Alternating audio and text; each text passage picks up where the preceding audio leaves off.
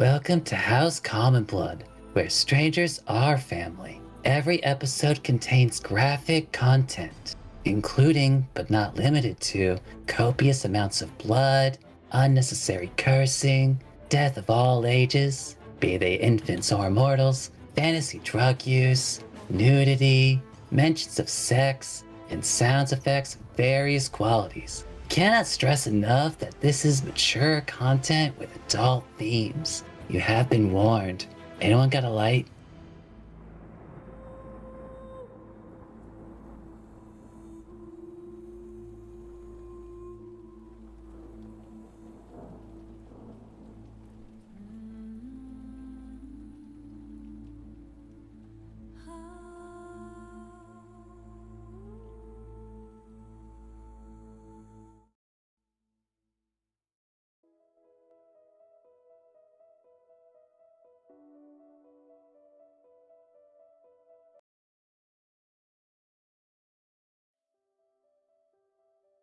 All right, welcome to House Blood. I'm Gray, your DM and host.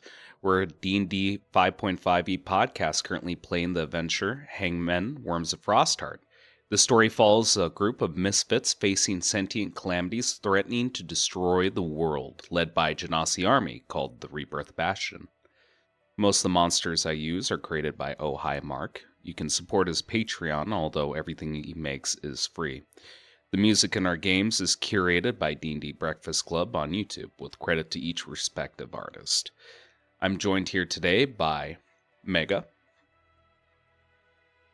Hello, I am Mega, and I play Eddie, the Autoboy Triton Bastard class. I also play war games. Rakuzen. Hello everybody, I'm Recusant. I play Mavet Soha Fidash, the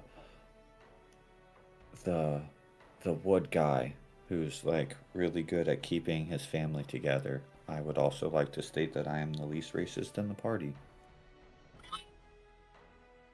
Well, that goes undisputed with no, Moomin. hold on. You called me a cracker before this started. You called yourself a cracker. No, that was you, man. Moomin. Hello, I play Seer, the fire genasi alchemist that surprisingly is very calm. Wow, the world's beautiful.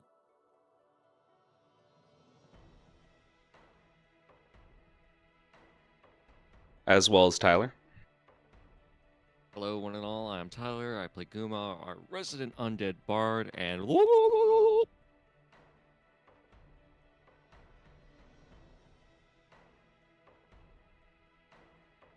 I just want everyone can to tell know me what that happened I last session? had the bit after the intro before everybody else did.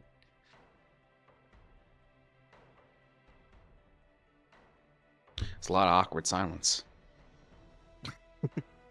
I ain't telling you what happened last time. Pretty sure it was all focused on Gumo. No?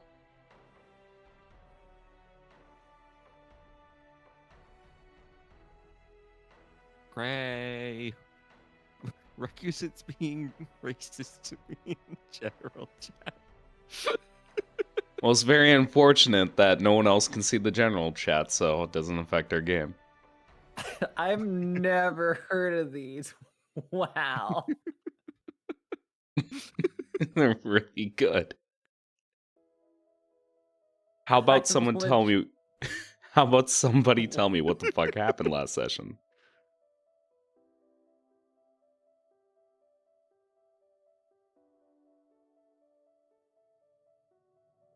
Teacher looking around. We did things and stuff. Squints eyes.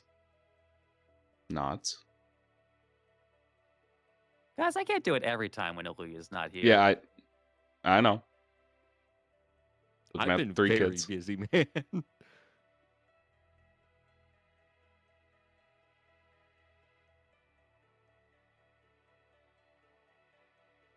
Oh, sigh.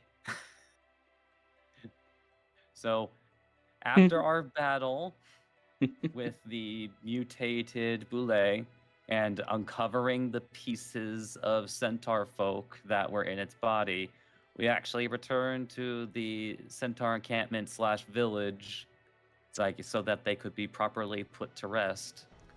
And then we basically spent the rest of the session, uh, it's like trying to negotiate alliance terms between the 3 different factions of this tundra, so that they can not only be equipped for a raid on the tower, it's like, but also potentially preparing themselves for any follow-up incursions. And we were basically able to not only forge this alliance, but there does seem to be a potential for that alliance extending beyond this particular event or future events. And just like always, Eddie solves racism. Again, Good job. because you've been on a Well, streak that's here going to solve racism too. by killing everybody. Eddie, Yo, I just think when most because you've people been on say a they streak wanna here, solve racism, I don't think they mean that. because you've been on a streak here, give yourself a 5d10.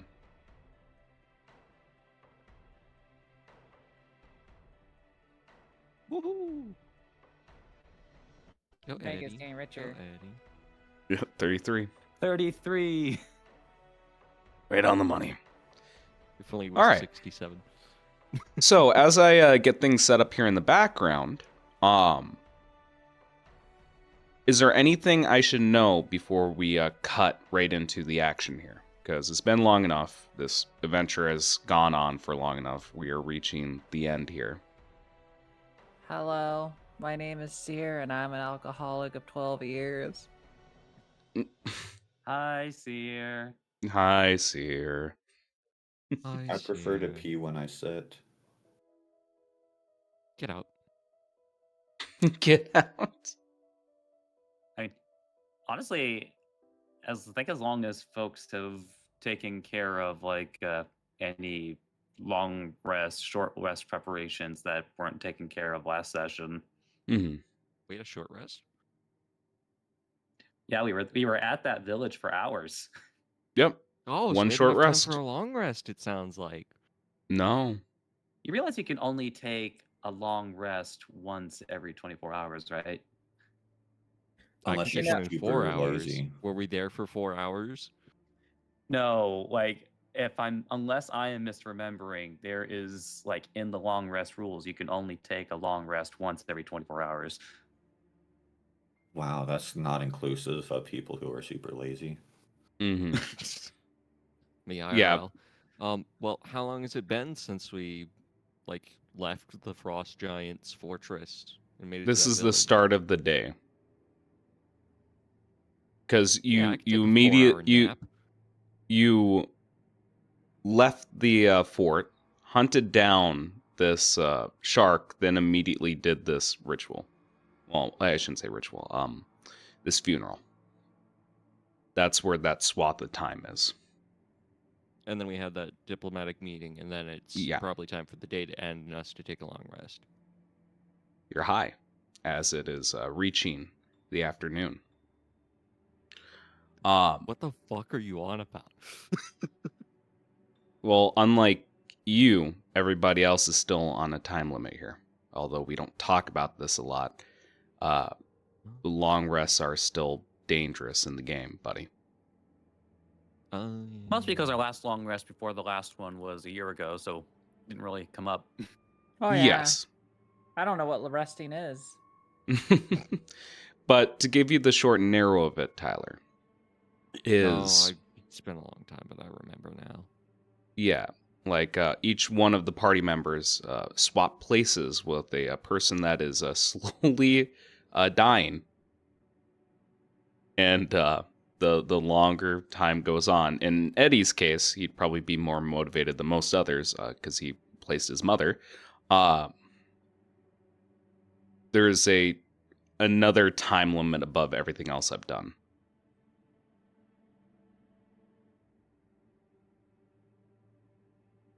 All right.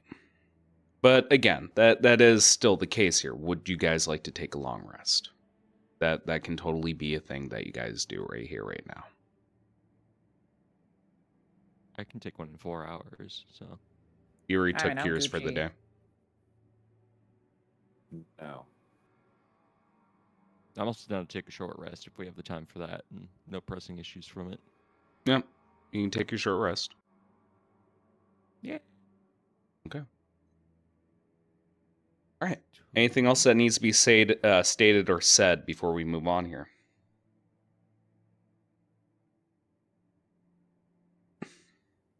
I So, really like pie. You go ahead. Oh no, it's fine. Pi as in 3.14. Yeah, that's about as far as I can get to. What the fuck are you guys doing? Teaching the tree how to do Trying to math. play D&D. Yeah, Yeah, I dude, see don't that. you know you play D&D by talking about the numbers of pi? Anything you guys would like to say or do that's pertinent to the session before we move on? Oh, I mean, I can't make corpse brew. I could. Let me look at my. Well, you item could bag. have, but you kind of got rid of the bodies. Yeah, we'll just I dig them mean, back up. Take back up. You burnt them. I mean, I Okay, don't well, need gather them. the ashes together and we'll have enough. But also, I didn't want to start a war. Being like, hold on, before we burn these bodies, Yeah, desecrating corpses usually doesn't hold over well in small communities or any community. You should have just done it. I have literally. I'm just looking at my bag, and I'm just sitting there, go like, I have a cure, and I also have a death stocks of a eyeball. I Yeah, think the only that's thing from centuries ago. Like that's I think from the like before we started recording with you. I think what we need to do, for my character at least, is that I'm just gonna gather ingredients by Okay. using specifically. I'm trying to see if I have a staff of flowers. If I don't, I was gonna ask Mavet to grow a plant in my jar of dragon dirt Hmm. and then kill it and then harvest it in front of him. Okay. So you have your jar. I presume that you have the staff because the staff of flowers sounds very familiar. Like you've mentioned this before. Mm-hmm. What's your end goal? I am designing specifically an ingredient that could be used as a base for something I've been working on for a while. And I've been Okay. waiting to make it, but it's a while. It's called the Daunt of Knowledge. Okay. It's the essentially turning a scroll into a potion that can be drunk to learn the knowledge. Okay. Oh. Yeah. I got you. Used as an ingredient for that. Okay. You said a drought of knowledge. Correct. You made the it was a homebrew Yeah, item. yeah, I know. It's been 1,000 years. Let me have a look at it. I do is vaguely remember this. 10,000 years. Which is why I have 4 flowers I would want to make. Okay. Irises, lotuses, and begonias. Begonias. I'm trying to remember the fourth flower. But modern day knowledge, they tend to represent wisdom and knowledge. Hmm. Oh, sunflower. Sunflower as well. Okay. Yeah, you can start up on this. As I grab the item here. Have a look.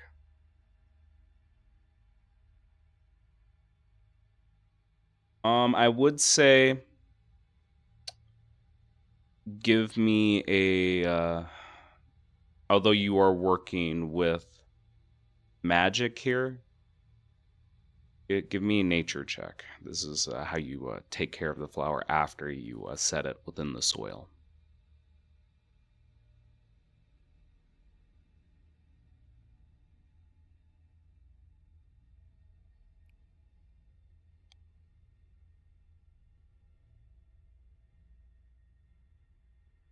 Yeah, what the hell? Flash of genius.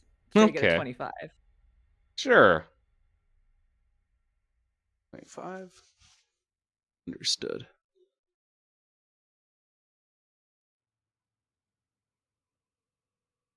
And with the staff of flowers, what it does is if I expend 1 charge, I could cause Hmm. a flower to sprout from a patch of dirt or soil within Okay. 5 feet of me, aka the jar of dirt. Yeah. And I chose specific flowers because it says otherwise it would just make daisies. Now, the key thing is that it would grow and wither as a normal flower would. Mhm. So I done it 4 charges to make all those different types of flowers. Okay. Let's see. Okay, there we go. You mean a potion of the scroll? Let me look at my notes. Because that's the one where it's a glass potion that has a liquid parchment. That might be the closest one. You might have also changed the name too, but it could be the same thing. Because essentially, the purpose of using it is that it would allow me not have to study the scroll like a wizard, but just drink it and then learn the Yes. spell. Yes, absolutely. And the primary component here is essentially like infusing it with the spell. So like perhaps like a person who is knowledgeable in the spell that you want, or even just like destroying a spell scroll inside of it. That way, guaranteeing that you learn it. Although I'm fairly certain that your Arcana and Intelligence is high enough where you automatically succeed learning from a scroll, anyways. Or Correct. at least most that you, well, not even most. I think all the ones you're capable of casting at this level. Correct. Essentially, if I had to do a DC check, even if I rolled a 1. Yeah. Well, actually, there's a chance I could fail, but it's very unlikely. And if I have Gumo help me out, it'd be nigh impossible. Hmm. You have a very slim chance of failure, but again, it is an option towards you. Okay, I'm on the pulse with you. So what were the spells that you wanted to try to infuse into this potion? Exactly 4. And what Unseen are those for? Servant, Enchanted Floating Disc, Okay. Misty Step, and Tongues. I can do. I can do the 3 rituals because they're very basic. That I don't even need to roll for it. Anyone with spell casting has a potential of knowing those particular spells, especially with the groups you've gathered. I'm not gonna rake you over the coals. Can definitely get a spellcaster to produce a spell. Misty Step is more of a gamble here. Roll me D100. I mean, the thing is, I do have the scrolls. That's the good You thing. do have the scrolls, okay. If you have, okay. Again, that was just a misunderstanding on my part. If you have the scrolls, then this can definitely happen. During your free time, again, because of how high you rolled, you can grow these flowers rapidly within dragon soil. Use them as ingredients for this potion, and by destroying these spell scrolls into these potions, you can drink them, learn them. All right. If I Uh, add this into my repertoire of spells, I become terrifying. mhm. Because now I could be the party talker. There you go.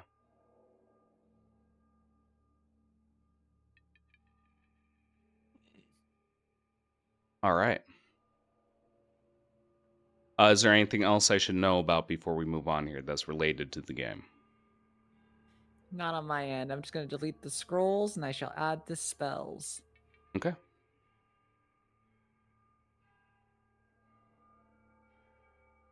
I can't think of anything at the moment myself. All right.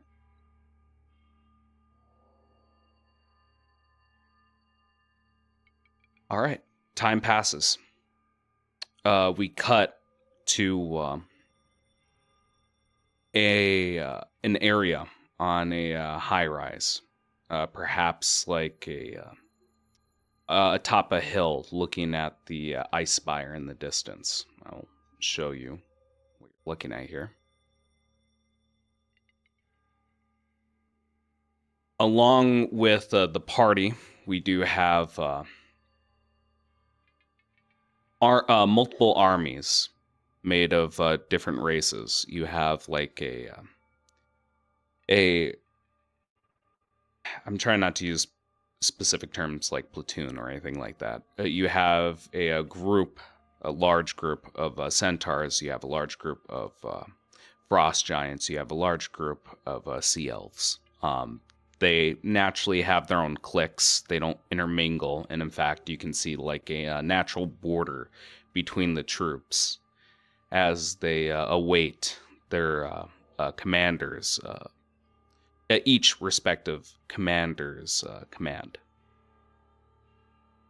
I would say that the group, the party, is amongst the leaders of each faction. We see Nereus Lylaran, the sea elf general, looking at a map and writing with a quill.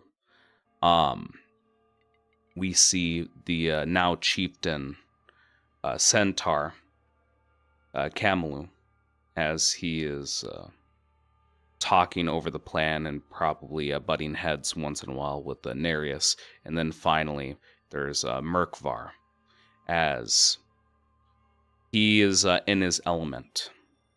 His entire life is based around war and conquest. And a lot of the ideas that he pitches during this war room tends not to get into arguments or denied.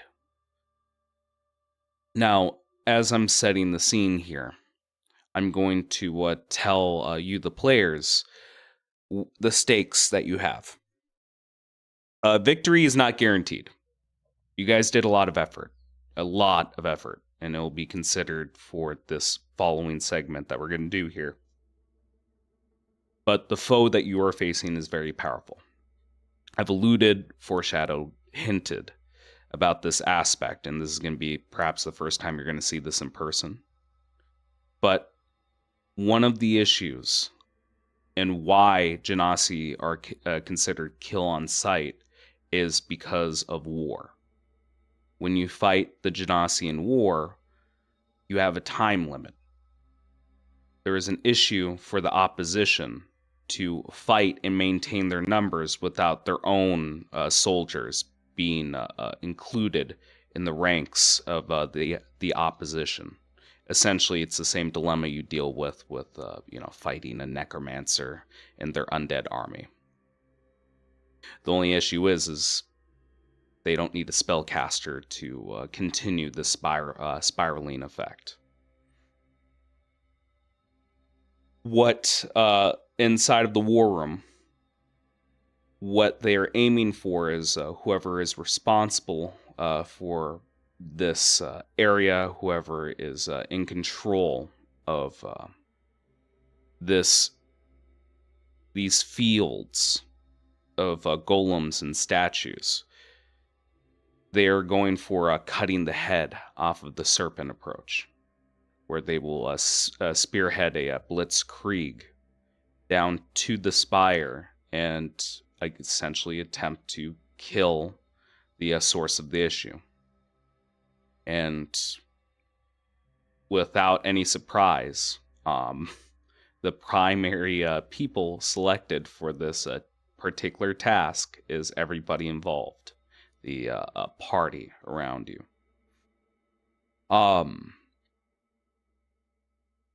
just to make this clear, your goal is to reach the Spire and to kill Quagmire. And these forces are going to try to attempt to stop anything from stopping you to get to your goal. And from disturbing you as well. Naturally, again, I'm not sure if you still have uses of your wind walk or if the duration is still in effect. I'm going to assume it is. At least I would think not even Murkvar. Trying to think who would be knowledgeable in spells in that room. I think Nereus. He's an elf. Nereus would caution against using that spell to get ahead of the troops, because essentially you'd put yourself in the center of danger, surrounded by enemies as they try to enclose you. Before I keep continuing and rattling on, is there any questions from the group or anything you guys would like to add to these plans?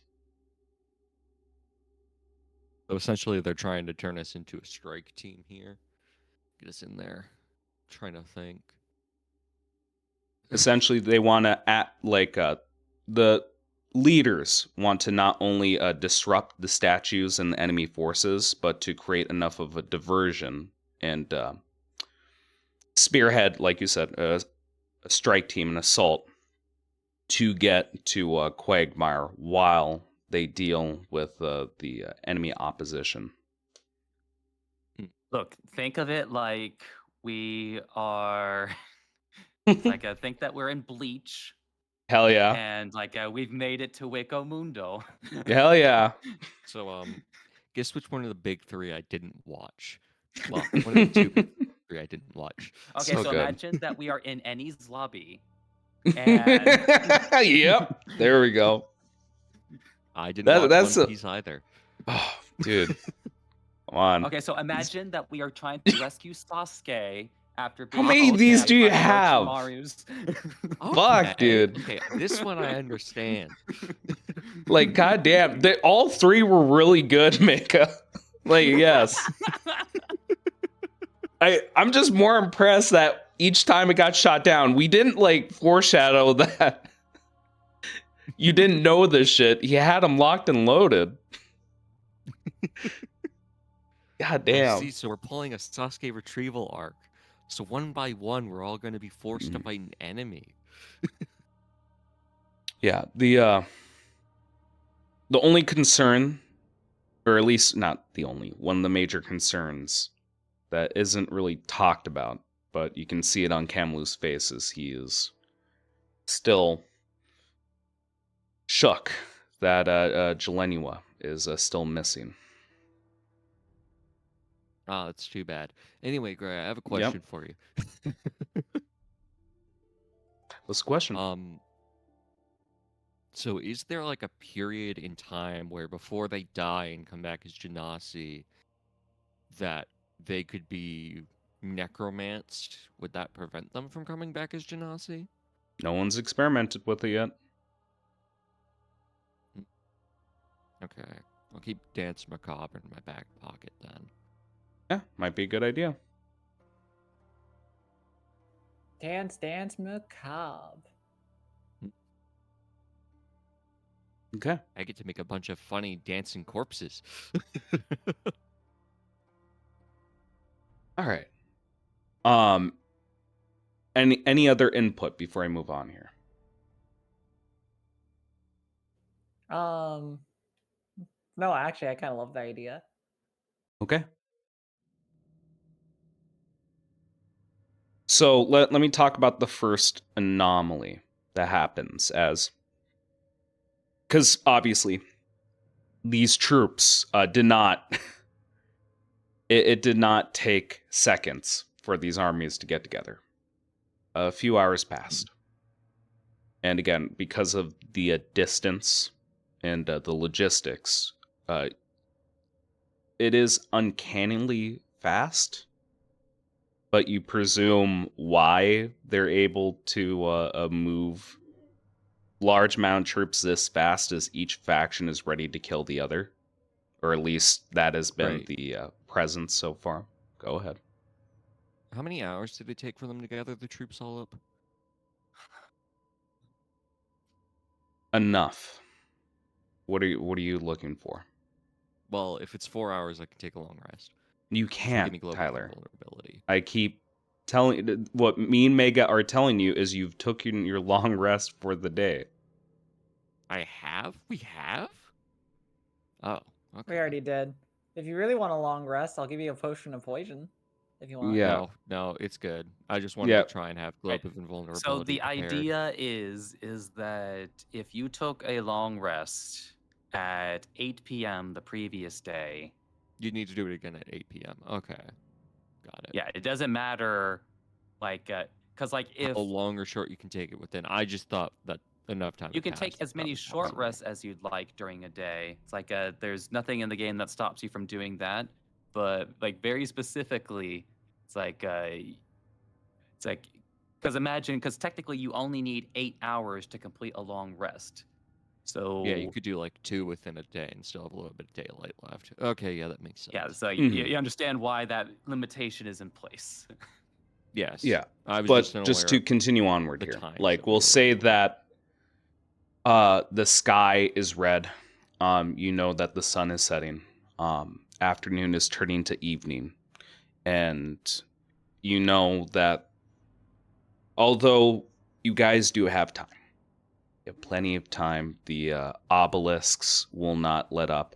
The blizzard is subdued. A strange anomaly occurs. Shut the fuck up, Mega. For anyone who's wondering, he did the classic. I have dark vision. But a strange anomaly occurs where there is an aurora borealis that appears in the air. You see ribbons of light dancing around this ice spire. And the fields of statues might be a trick of the eye, or perhaps how the light from the ribbons dancing above, or even the sun itself, gleams off the ice. But you swear that each one of the statues have a little bit more light to them. Maybe even moving once or twice. But for the most part, they seem still. Seems easy. Your objective is close. Now,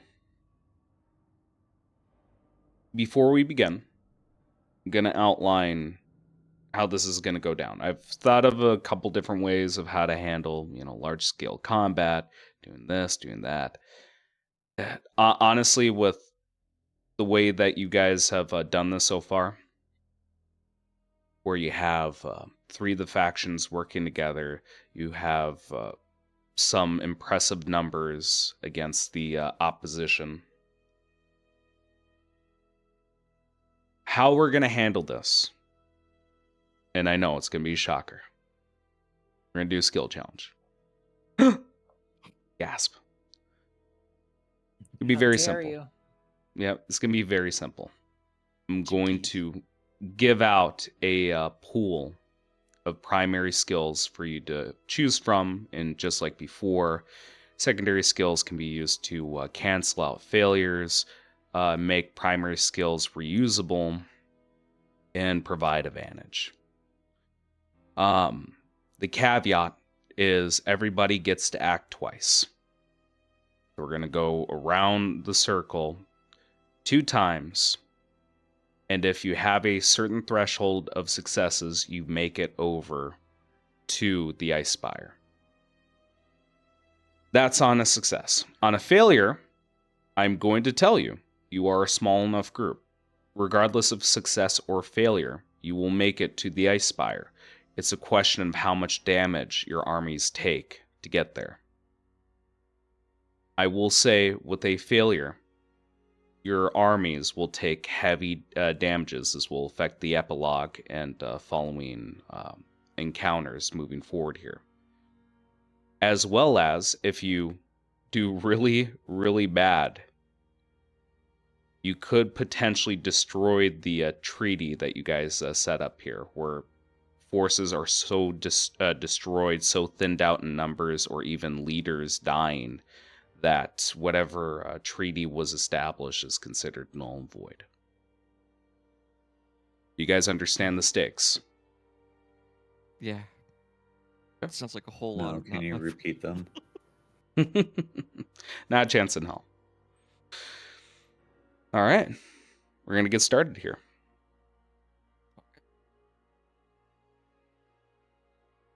So, how we doing this, boss? We rolling initiative, or we just going? I think I'm actually going to roll initiative just to keep some order here. All right. But again, yeah, we're just going to follow initiative. I was thinking about doing popcorn, but I think it'll add more stress to you if there's an actual order to be followed here.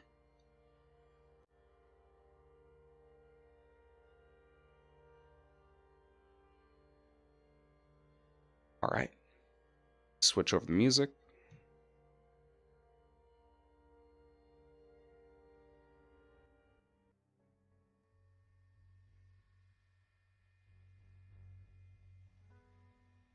All right. So, as the armies collect together, we see a tundra that sprawls endless beneath a bruised sky.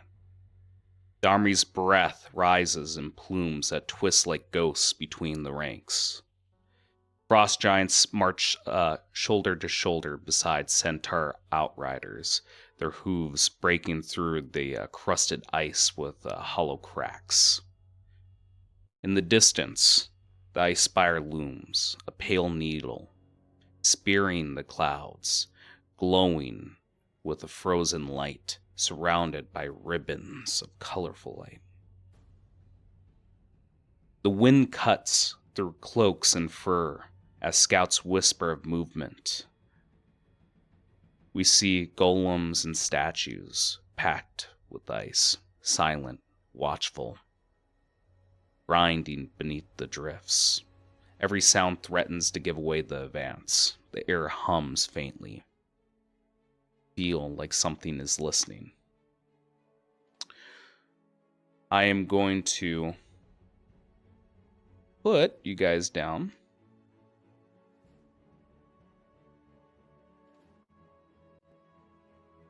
Oh. And I should also mention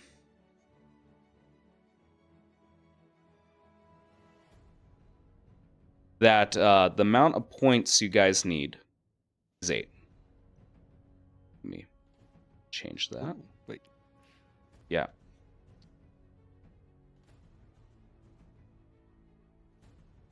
You guys need to get 8 successes. Keep in mind, critical success always counts as 2. But vice versa as well. As failure is 3 failures.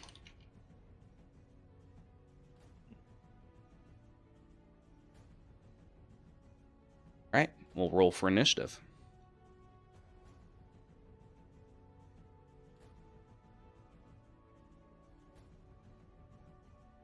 We start off with Mavet. All right, Mavet, let me tell you what you got to work with here. You have athletics, perception, sleight of hand, arcana, animal handling. Can you write them in the chat? Yep. So you can.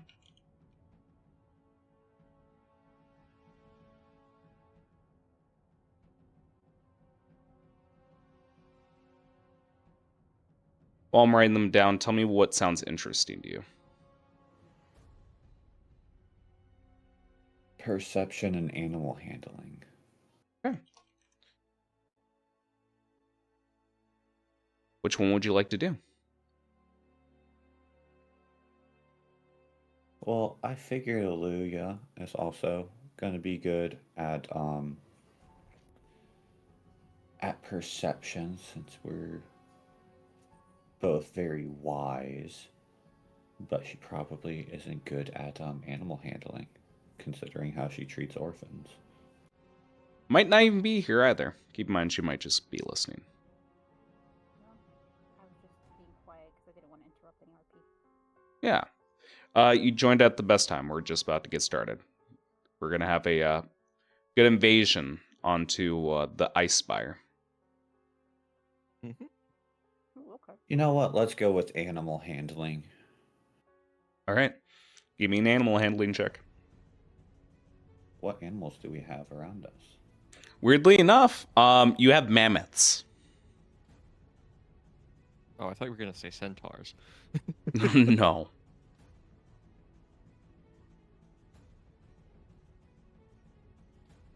Yeah. This is a moderate check.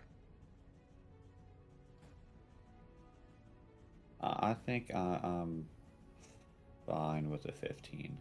Okay. With a moderate, that is a failure. As you soothe one of the mammoths, they begin to tremble. And how? Tell me how you failed to calm down a mammoth. So, as Mavet approaches the mammoth, talking about the, crazy stuff that's about to happen ahead,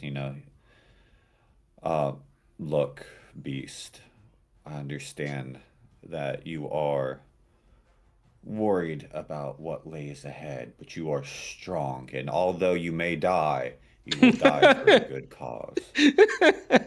Oh my And God. Mavet doesn't understand that he left on his speak with animals.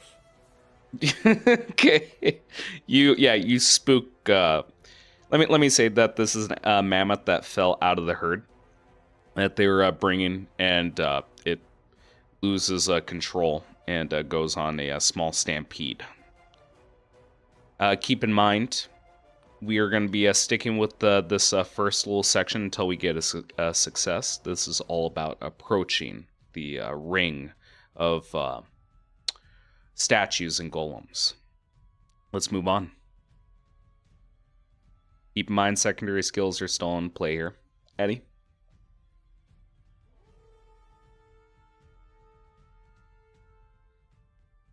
Sorry, is there a list of secondaries?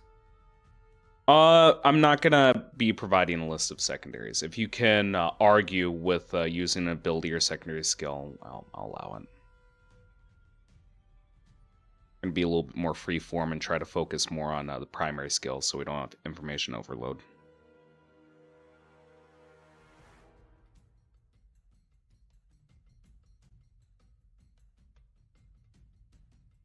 I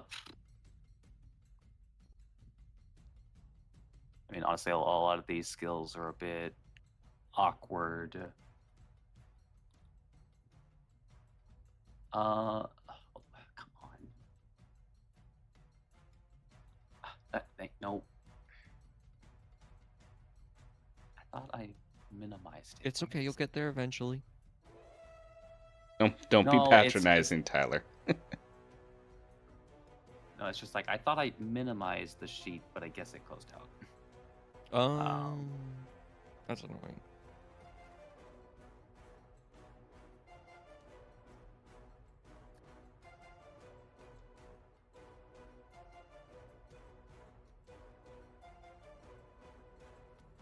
I mean, if I am being honest,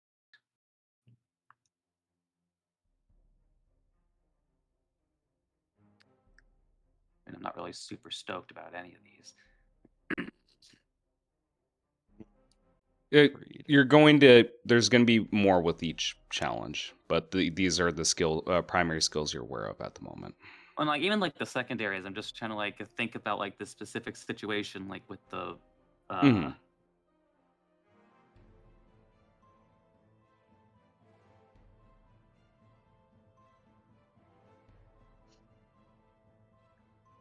don't know, like maybe I can try to insight the situation. Sure. I'll make this easy. And what effect are you looking for? It's like, well, maybe gaining insight to the situation might help somebody who is looking to, say, just spitballing here, uh, determine the sorts of magic that might be available. So, like, by getting more, especially since apparently we said that they were like moving. It's like, Mhm. does it seem like it because they're not able to move because they have not acted, or because they've not been commanded, or Okay. that sort of deal? Yeah.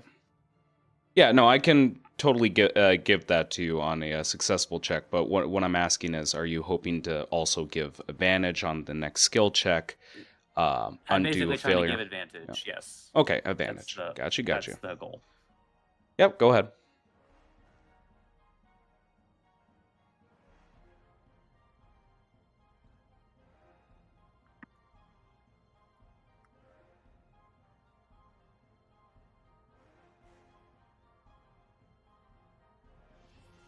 Ooh, let's go. Yeah, 23. That's a critical on an easy. So what's another effect you'd like? Okay, so advantage and Um, uh, yeah, let me go through the list here really quick before you make a decision.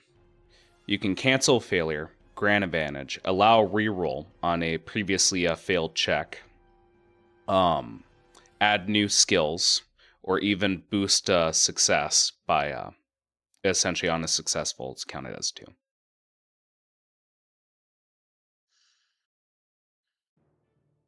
I'm trying to think if it would be better to possibly make Mavet re-roll his last one, Yep, or just cancel out what the failure. that's the risk.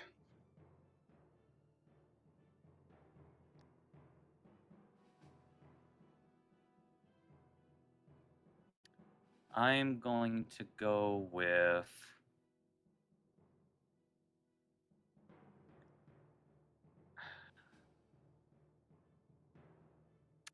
I'm gonna make him re-roll it because we only have 2 rounds. Yep, makes sense. Mavet, roll me another animal handling. Okay. Okay. While he's making that roll, what I can tell you again with a critical success, looking at the eyes of Oh, these I will use my creatures. inspiration. Okay, go ahead.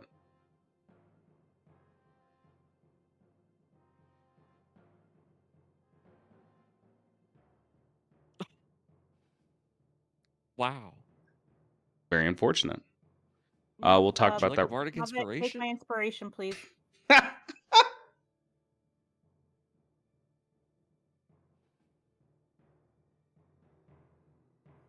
And I'm gonna flash a genius. Okay.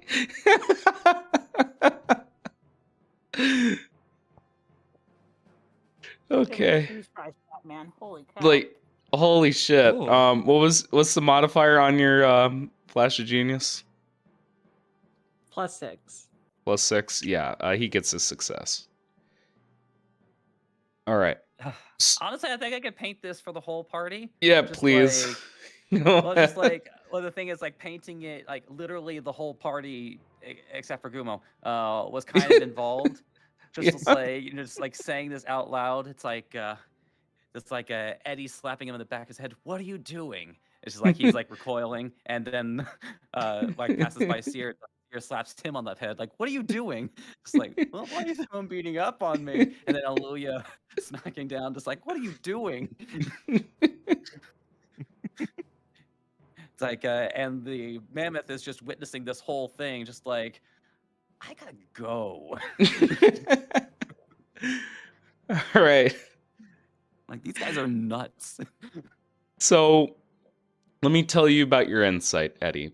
You can't quite identify the magic in the air, but I can tell you that your armies are being lulled into a false sense of security here.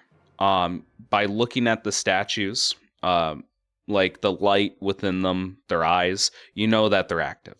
They're waiting patiently for the moment to strike here. Um, And even towards the aurora borealis, there's a strange effect in the air.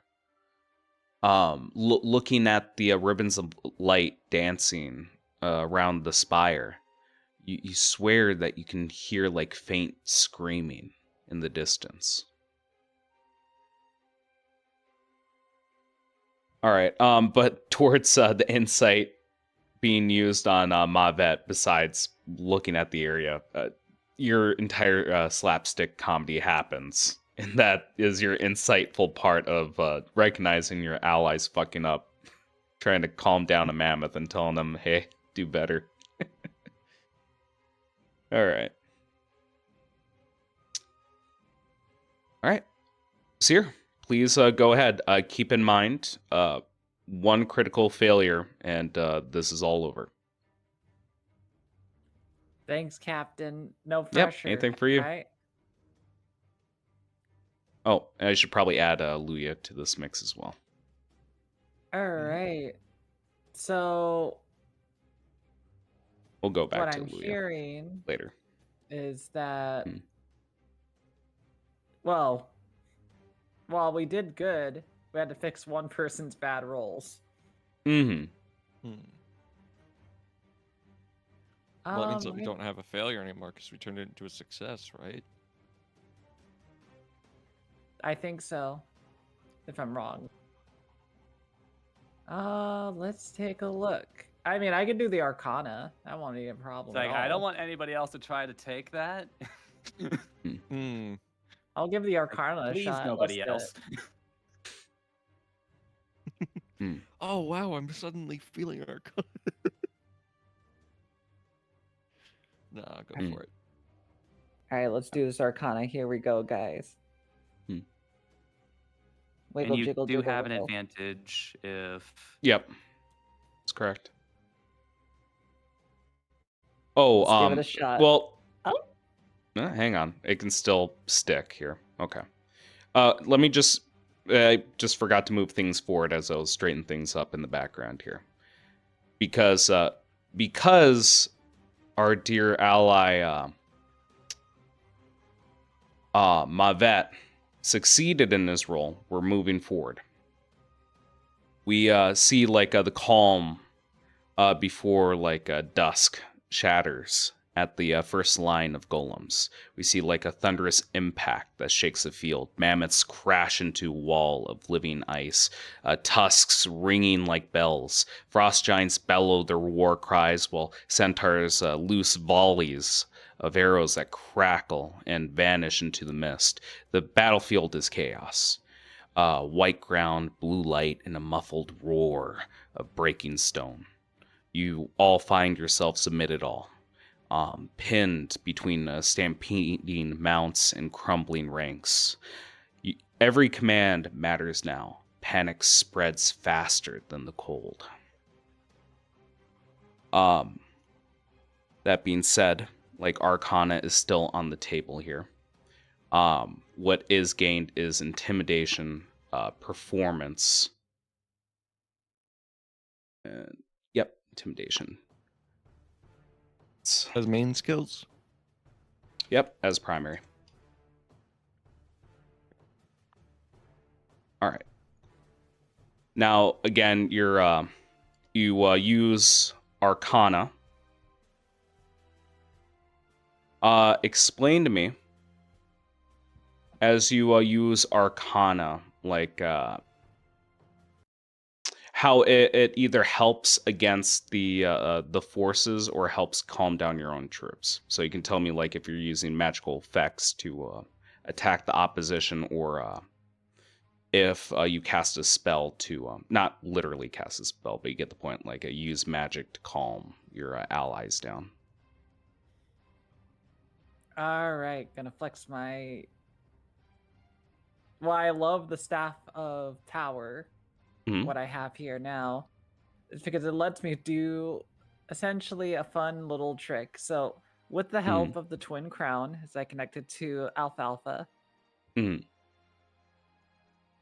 if people are worried about being injured, if people are worried about being hurt, what I'm going to do as you see Sirvine looking like at the group and be like, emergency medical assistance, I'm gonna make this work. Slaps on their hood, puts on essentially the crown. Mm. And then they will cast 2 of the following spells. Kinetic Jaunt. And then they will also cast, well, first I'm going to cast Long Stride as well. Yep.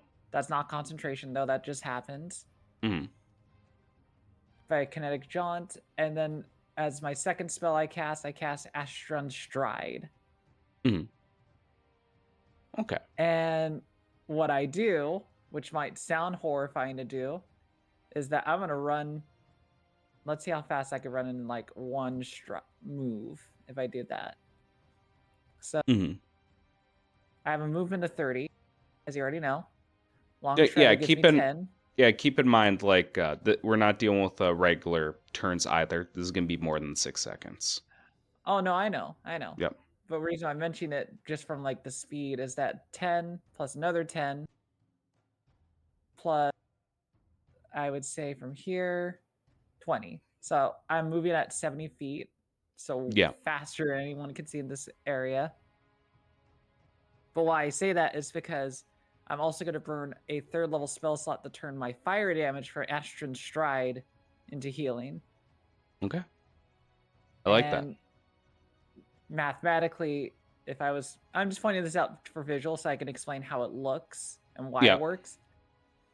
Is essentially if I dash and I move 140 feet and there's like even an army row, let's say every creature is filling like each row from that many squares.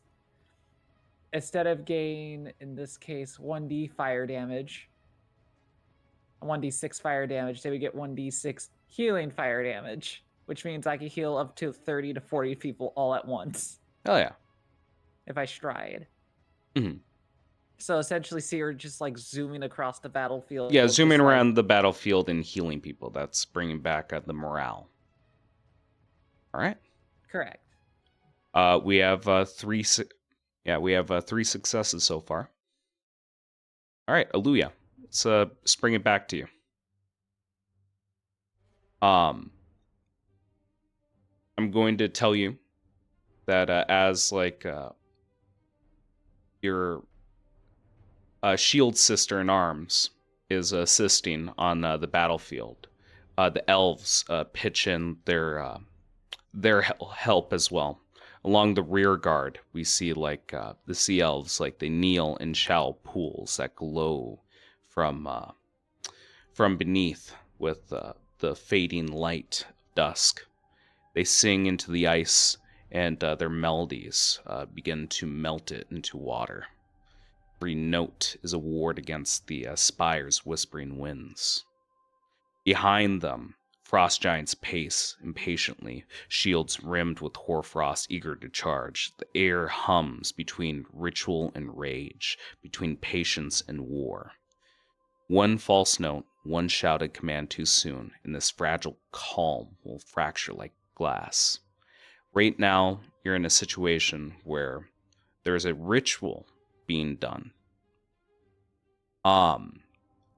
The active skills at the moment is Arcana, Performance, Athletics, Perception, Persuasion. Arcana got taken out by Seer. Persuasion or performance? Both. Both of them are the same difficulty, moderate. And those are secondary or primary skills? Primary. Okay. Yep, they're the ones available at this moment. And Sleight of Hand is gone? It's still in the running. It'll reappear. Each one of these acts, I'm announcing the primary skills, and they will keep re-emerging as we go forward here. Okay. Like in this situation, we had 2 Arcanas, one back-to-back here.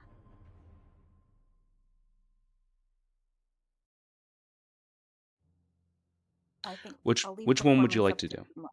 I think I'm gonna go for persuasion because it's a pretty decent modifier that I have. Okay. Hold on, I like that. I have expertise. Please don't force me. don't have expertise in performance? No, I don't even have proficiency. But do I you have have half proficiency. persuasion? No, I figure I'd go for sleight of hand if you want persuasion, because I have expertise in sleight of hand as well. Okay. All right. And Eddie's very charismatic, so maybe he can take either Okay. persuasion or performance. Go right ahead. All right, I'm gonna shoot for. You know what? Fuck it, because they're both the same modifier. I'm gonna go for performance. Okay. Kind of like as we're all gathering together, I will regale everyone of the story of one of the tales that we learn at the temple of Aeolus, and how he's battled a literal storm monster and tamed it to his will. Hell yeah. Would you like bardic inspiration? No, I have a D6. So my Okay. well, yeah, keep it. Okay. All right, and you said you're doing performance? Yes. Okay. Make the roll. Please don't fuck me. You have a streak with this. Like, I know. Okay. And I have a D6 just in case. yep. Please go ahead. My God. Should have All right, taken that So, bardic. yeah, are you sure you didn't want my D10? I'll take a D10, sure. I have a D6 too. Okay. I mean, just as a reminder, like Aluya, like you don't even have to spend the bardic. It's like unless you like Unless know you that fail. you fail. I got. I don't know what the modifier is, but right now it's 19. 19. Okay. That'd be just those an moderate, ordinary right? success. Yeah. All right. Yeah. Save your.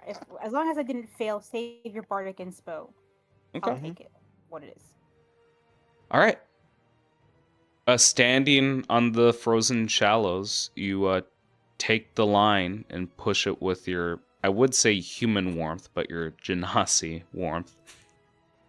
And you see the sea elves chant tighten into a blade of a sound that cheers the spire's hum.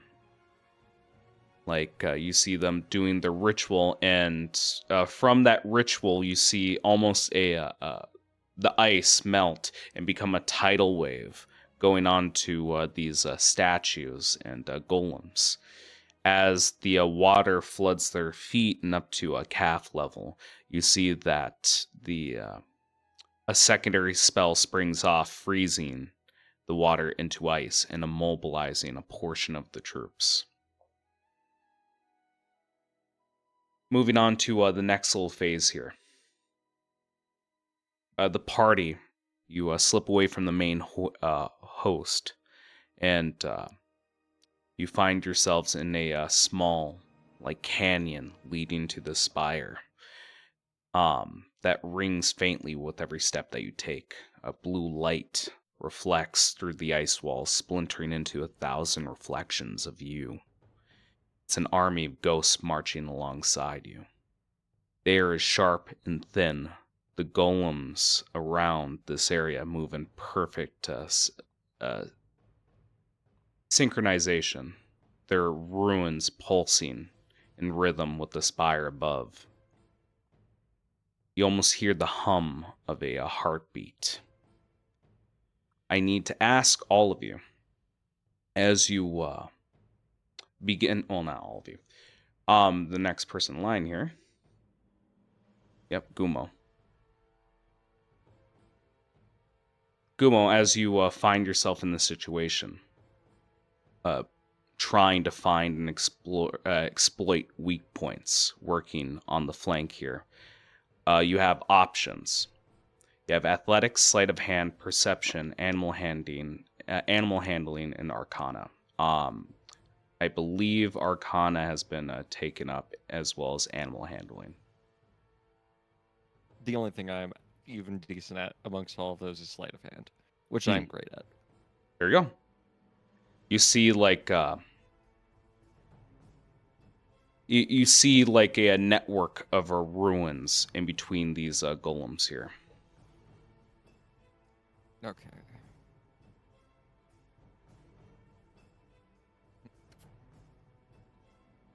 Jesus.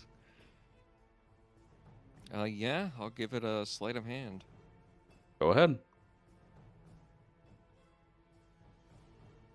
All right, that's gonna be 24. Yeah, I don't want to add anything to that. Okay, just 24. Yep. It is a hard check. Oh, it's a hard check. Yes, Okay. it is a hard check. Then yeah, I'll spend my last knowledge from past life to add a d6 to that. Okay, go ahead.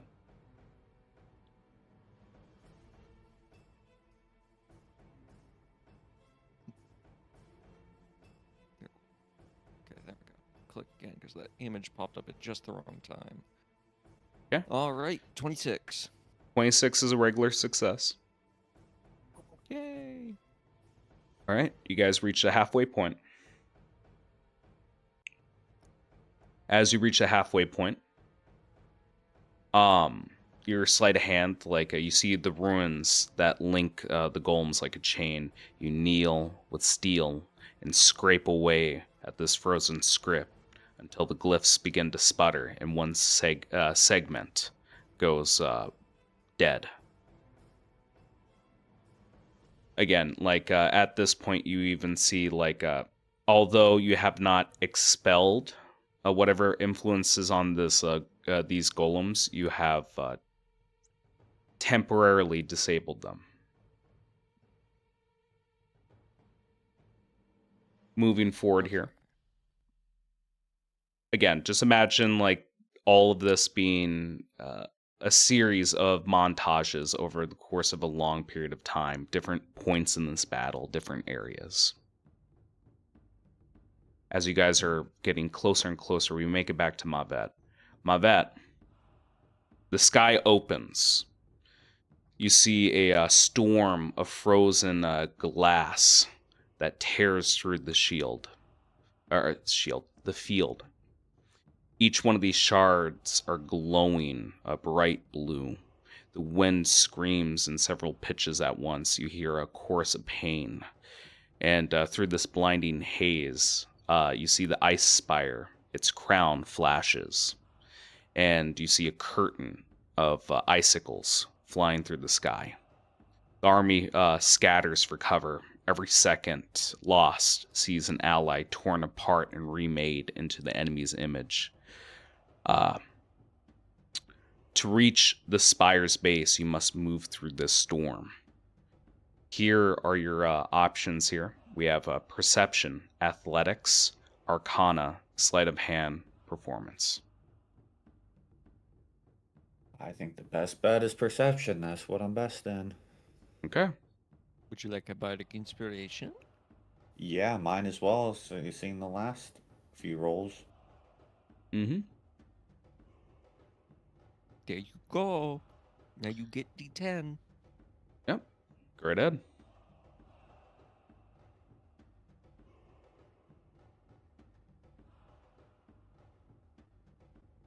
Okay.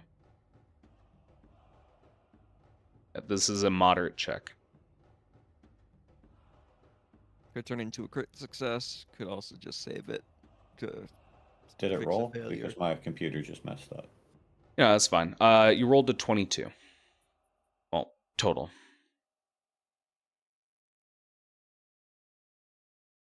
Yeah, What is I'll your add a total so 1d8. to succeed? I will save the bardic. Okay. All right. Gonna save the bardic. If you save the bardic, then it is just a regular success. All right. You Yay, have three more to go. Yep, 3 more to go. Come on. At this point, Eddie, you see that some of your chirps are falling apart here. In fact, there is a accident on the field as you see a mammoth that has fallen down and pinned a frost giant and a few centaurs. The creature is dead, and the frost giant is struggling to push the creature off with how much it weighs. In our case here, you have the option of a few skills. You have athletics, persuasion. Hang on.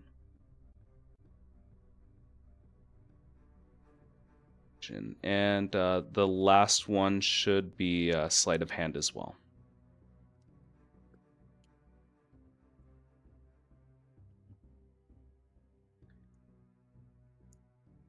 So, what are the levels of these checks? The athletics is hard, the rest is moderate. Okay.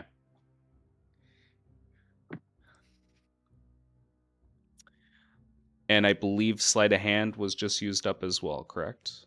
Yeah. Yeah. So, I mean, this will be kind of funny, but it's like as Eddie has walked by this whole situation, just is basically going to encourage him to summon the strength that he knows is deep within him. So it's just like, come You on, can do it, buddy. you can't lift a child's toy off of you. It's like I thought the giants were stronger than that. Just like it's just these kinds of comments to specifically to egg him on. 1, 2, 3, you can do it. Oh yeah. Well, no, All right. they're coming from a society, not from like a gentle persuasion. Like, no, it's just like summon their anger. Yep. Piss them the fuck off. All right. Why don't you just throw the mammoth?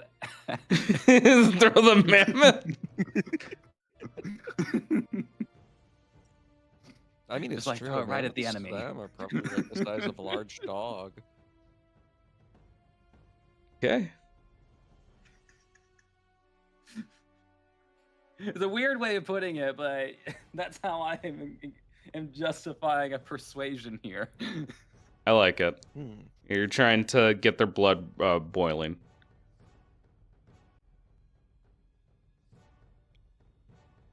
Oof. Ooh.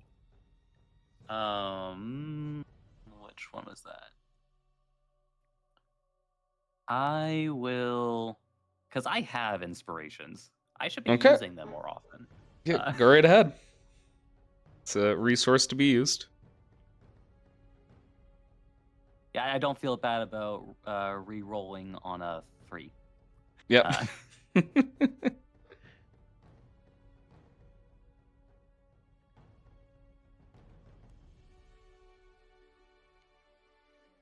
All right, so that's let's see, a 10 on the die, and then You rolled a 14, 23. There you go. Okay.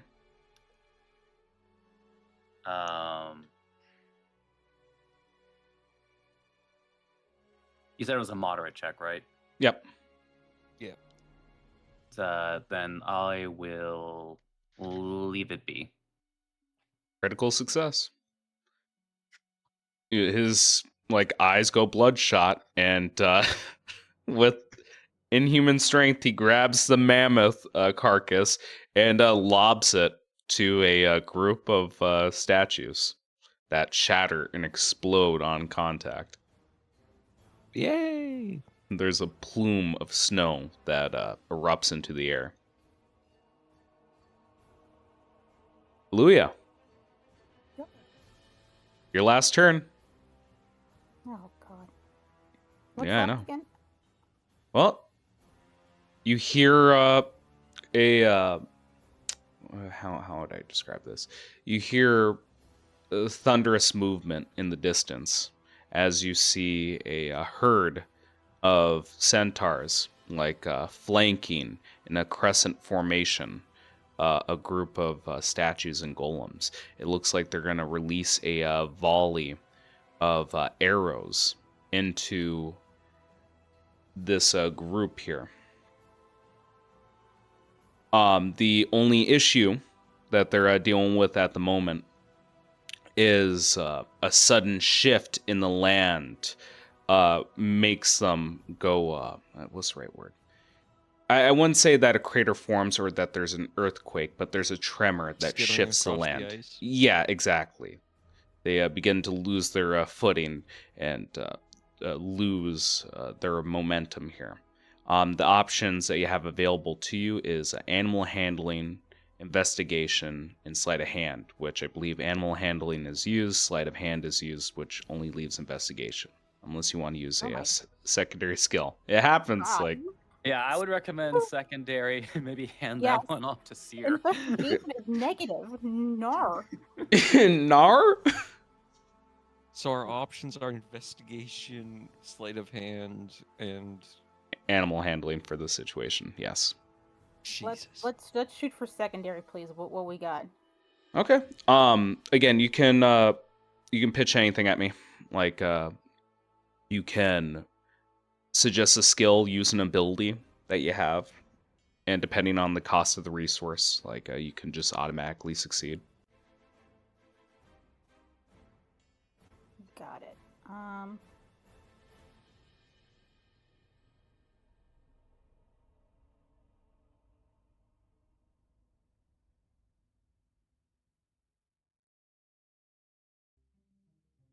Yes, my child. I'm just looking at myself. Just un momento, por favor. Yes, ma'am.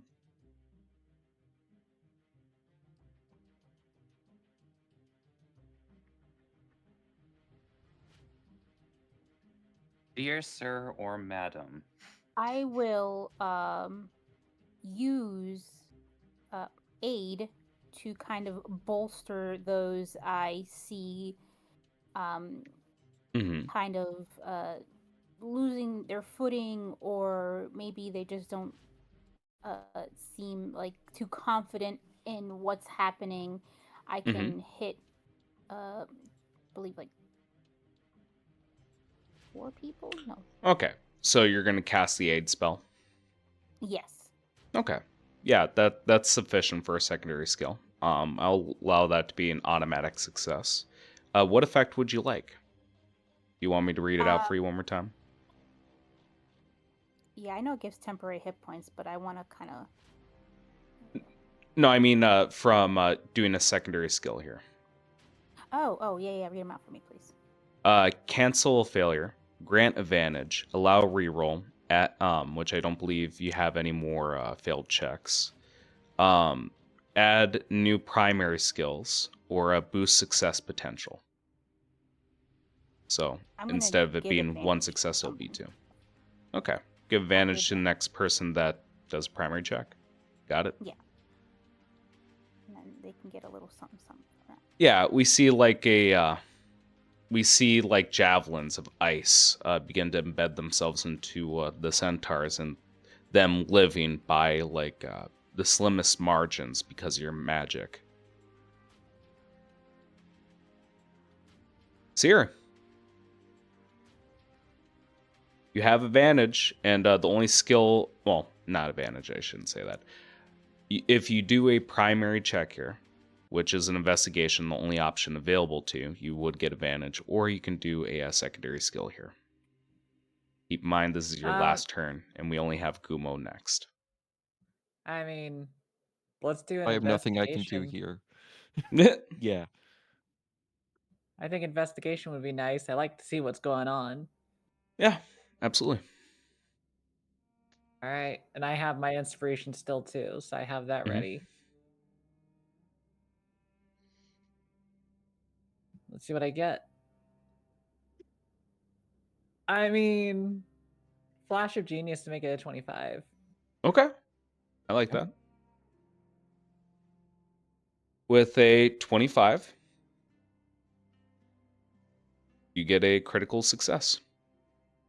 And to explain what's happening, you look at the cracks into the earth here, and I imagine we have like an aerial view, a bird's eye view, looking downward above you, Seer. And as the snow begins to drift away and we see the clear ice, you see monsters, hundreds and hundreds of monsters preserved in the ice below you. And looking in the distance, the shifting glass, it seems, I don't want to say man-made, but is not natural.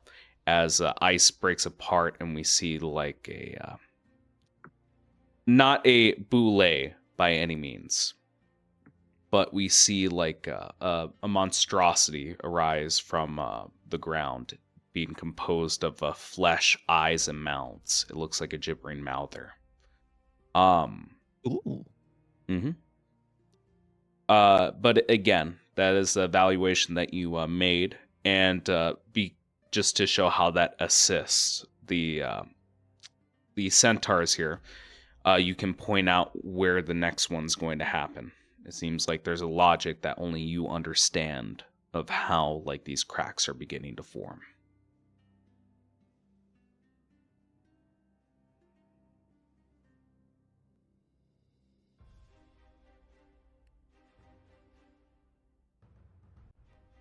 Is there any spin you want to put on that as we're moving forward here? I think the key thing that Seer would do at this moment of things is really when you kind of describing the cracks and everything like that, I think she's going to do the smart thing of tracking how much time the group would have based off the cracking Yep. of everything. That's the key thing. So they'd be probably doing extremely quick math. Mm. And then once they have a solid answer, they would just scream it to Eddie, essentially be letting them know when things are about to fly off. Yeah. You do so. And all of you make it to the base of the ice spire. Furthermore, I do need to tell you that the war isn't over. The fight is not done. And like all around you in the distance, you hear the clattering of weapons onto ice, yelling, shouting death throes. You even see like centaurs, sea elves, and frost giants that have become ice themselves after dying in combat, resurrecting as Genasi here. As you approach the ice spire, the sound of screaming gets louder and louder. It's at this point, as you look at the aurora borealis that's hovering in the air, you see something peculiar. You see eyes, mouths, faces mixed in with the light. And I will show you after I end this fucking combat too.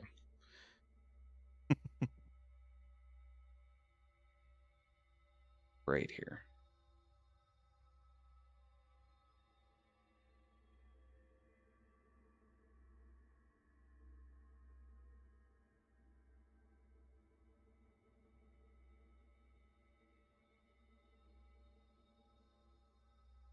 That is what you see surrounding this ice spire. Again, just thousands and thousands of faces in anguish, yelling, screaming. Ooh. And it's almost like a crown around this ice spire. There is a opening. There are no guards, no nothing. There is a doorway with a stairwell that you guys can enter. If there's anything that you guys need to say or do before moving forward, please let me know. How many people are currently around me? In our case here, you guys can make a choice of who you have with you. You guys have two options, Camelou and the fuck was her name? Can't even find it. Okay, so we have the fuck was her name with us. Yeah, fuck, what was her name? Yeah. Shade. There we go. Gotta move her.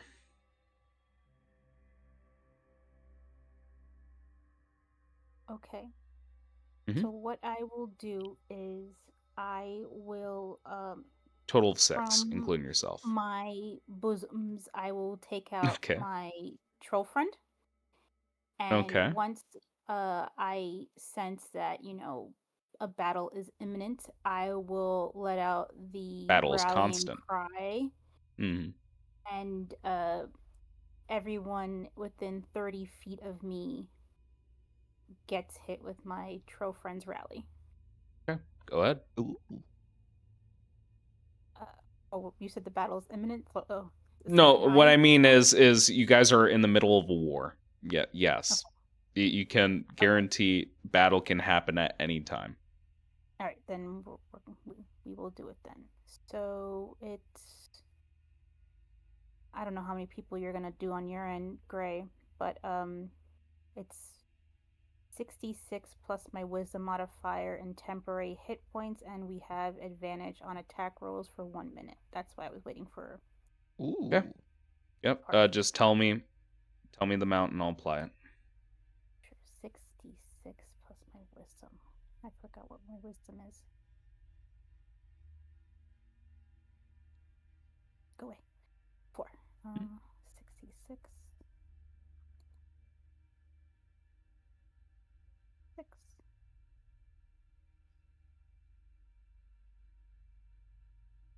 Plus 4. Oh, baby. Okay, 29. Never mind. I don't have a mass way of doing that. Everybody add 29 temp HP to yourselves. Okay. I felt So would I confident add there, but I was 24 lying. since I had a reduced max HP? Temporary HP does not get affected by any HP reduction. It's its own thing. No. Yep. And who are you taking with you? Kamlu or Paint? Both will be present during the encounter. It's just if ship breaks down. Like, I want to know what NPC you guys would like.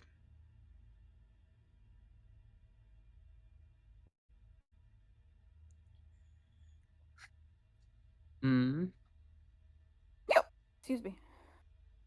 Bless you. That wasn't an option. Get the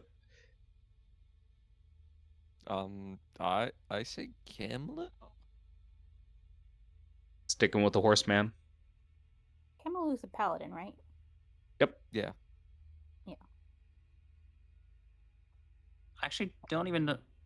Were you ever told at any point what kind of NPC Shade was? Nope. Just a spellcaster. That's the most significant thing you know. Which like over half of our party is. Mm-hmm.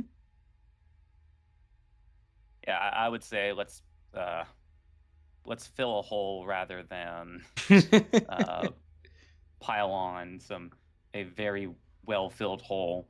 As much as I would love to pile on a well-filled hole, but Yeah. Oh yeah. Understood. Kamala is with you. And again, he's still looking nervously around. Because he still hasn't found Jelenia. Womp womp. Mm-hmm. I'm sorry. It's advantage on attack rolls and advantage on strength saving rolls and dexterity rolls, 6 saving throws Keep us honest for about 1 it. minute. Yeah, sorry. I just wanted to make sure you guys knew What's that. the +2s do again? Sorry, I was fixing something on my sheet. So with your Trollkins rally, Troll Friends rally for a minute, we have advantage on attacks and advantage on strength and dex saving throws. Okay, strength. Wait, is the dex, temp? and Did I write dex. down the temp HP was a minute, or that only the effects were? No, just the effects of advantage for a minute. The It says for 1 minute, but then you said the effects end when they lose their hit points, so they kind of conflict with one another. Yeah, I would get rid of that stipulation. I don't know what the fuck I was thinking. I should have just tied it with the temp HP. Okay, so we're Gucci. Yeah, Once your I'm temp good. HP goes, the effect goes. Much simpler. Just keep me honest about it. All right. Okay. You guys, anything else I should know about before you guys enter? I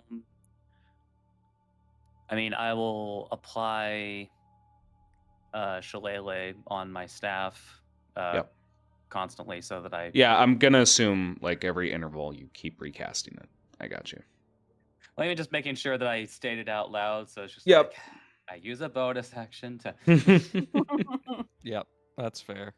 Yeah, I encourage that behavior. Tyler can like Yes, yeah, I can tell you. I can tell you vouch for that. the one time where Gray was like, "Oh, by the way, you know, this like where this combat had finished," and something that Gray had said to me is like, "I'm always assuming you're casting false life on yourself every chance you Say get." The well, one specifically time with I did not say shillelagh it out too. loud. Yeah. Yeah, the one time I didn't say it out loud, he fucked me and said, you didn't say it." It wasn't the thing I was referencing, but yeah, I got you. Do you guys enter?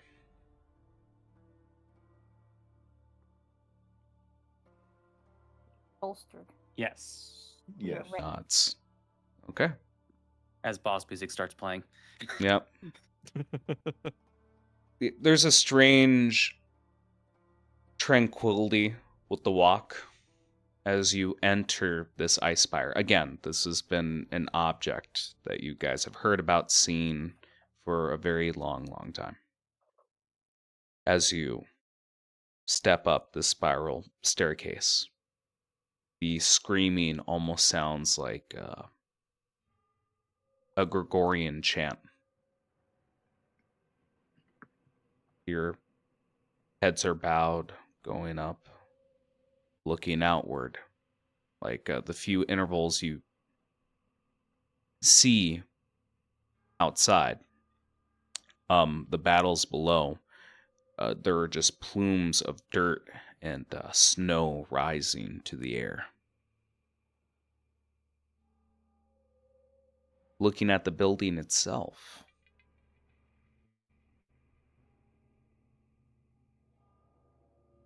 I want the group to first make me a perception check. Okay.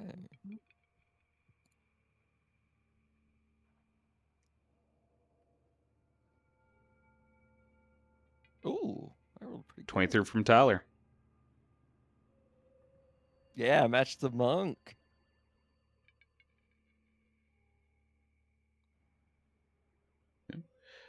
23 from Mavet. 12 from Aluya. Well. Wow. 19 from Eddie. The last person we're waiting on is Good job, Eddie. A lot better than Aluya.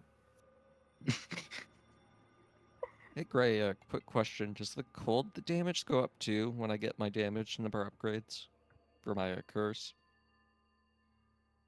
I'll get back to you back to you on that in a little bit. Got it. As you guys ascend, Mavet and Gumo, you notice something in that the ice itself appears to have a design to you and a particular hue. It is almost like yellow and brown. It has a giraffe pattern throughout the entire spire. Oh, Mm-hmm. that's not good. Well, it seems like through deductive reasoning here, it might be a reason why Boreas has never interacted with this area. Because as you know, Yeah. Giants and Titans, they can't see this pattern. Yeah. You ascend until you reach the first chamber. Is there anything that's done to the door before you open it? we should probably knock.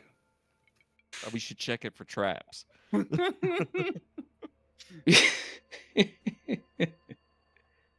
It's kind of rude to just barge into somebody's abode that we're going to kill.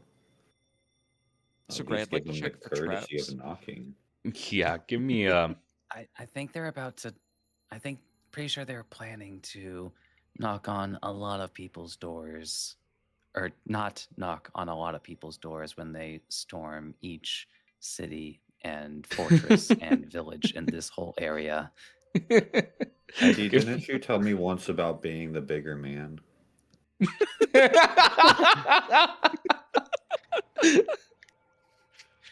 And right now we're dealing with a child, and he has to be reprimanded. Give me a perception check. We'll check in the door. All right, cool.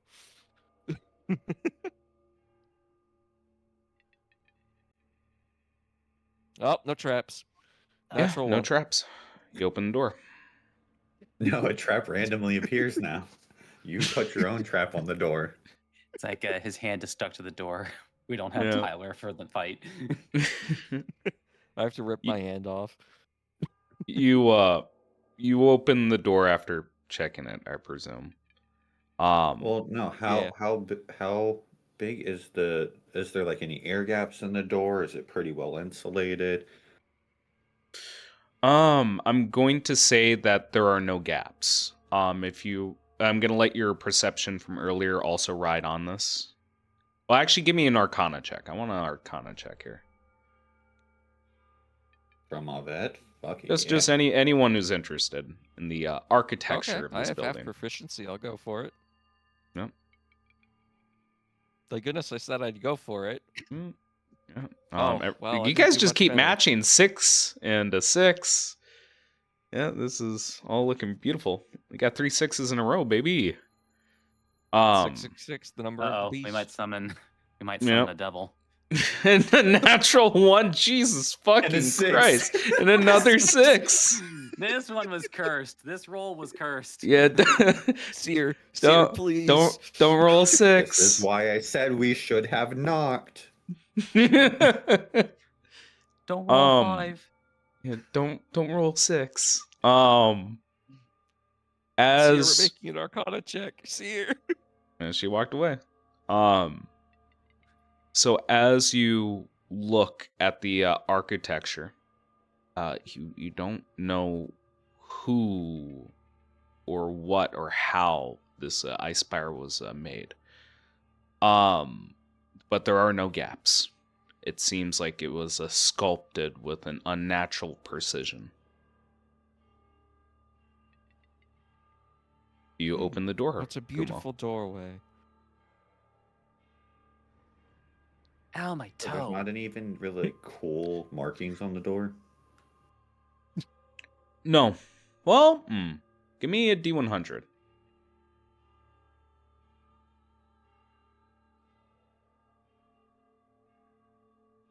Six. Okay. Nine. Nice. Give me a history. I do why Yep. not religion? With because it is not religious. Give me a history with advantage. Okay, I was gonna ask if I needed to assist. Mm-hmm. And What you were is rolling happening? Oh my low God. everywhere, dude. Can I make a history check? Sure. Go ahead. Okay. Yeah. Oh wait, do I also get advantage? Oh, I guess. No, you don't, because you. Actually, yes, you do. But your check's sufficient. You Alright. recognize the sigil with a skull and a scroll in its mouth. It's almost like a Jolly Roger flag. As you see the sigil on there, you recognize it as the same design as the signet ring from Orenchelly, the skeleton, the lich you talked to before the trial. Oh, Oh, that's actually, wait, he did Orenchelly's mention signet this. This is ring. his tower. Yeah, yeah, he did He knew mention this this. information. Yes. So It. can someone explain to me why someone headbutted the door and now their skull stuck in there? Well, he is That's a really lich, good. so But just to fill in some gaps here, from the earlier failed checks, it does appear that this tower was made with magic. That's why there's an unnatural precision with the architecture. But Hmm. there's still something weird about this tower.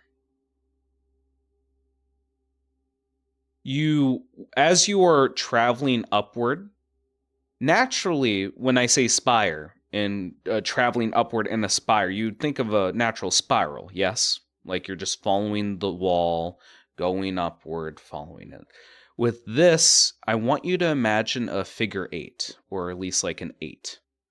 That is the direction that you're following, almost like you're avoiding things. You're not following the wall. You're taking unnatural directions as you continue to go up, up, up, and up. Do you open the door to this chamber?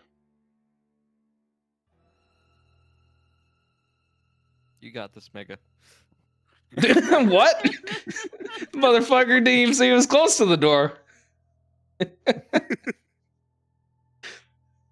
Gumo, please let me go first. He's Go right such ahead, an all right. asshole. No, it's a joke. But I'm gonna take it literally because he didn't explain it to the audience. No, I would actually like to lead the Okay, way. you would actually like to go first. Okay, gotcha. Yeah, and then I'm going to turn over to Eddie. Oh wait, one sec. Kid's walking in. Turns over to Eddie. Child. Slowly turns my head to Eddie. Yeah. Malvet raises his arm Yeah. with a fist in hand. Yep. Does Eddie say anything? Maybe at least make sure this door doesn't have traps. I'm going to knock. Oh my god. Gonna Oh, knock on the door. I would like to stealth. Yes. Sure, you can stealth in the stairway with no So hiding. I was announcing not saying that as an action. Just talking to Eddie. I am know. going to I knock. understand your intention. You go for the knock, looking for Eddie to stop you if he wishes.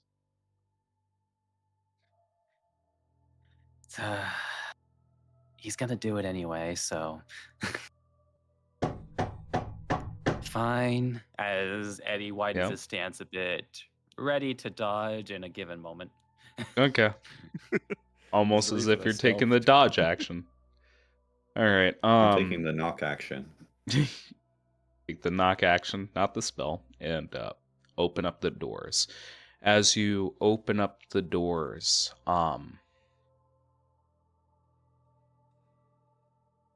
there are three peculiar things.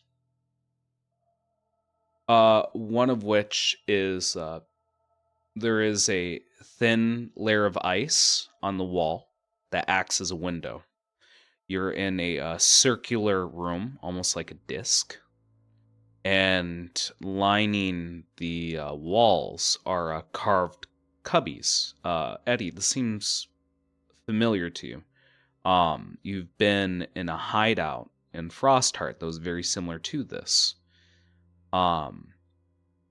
You see these cubby holes, each one with the scroll, and finally you see that the wall is layered with sharp spikes. These sharp spikes have different hues. Some are brown, some are yellow.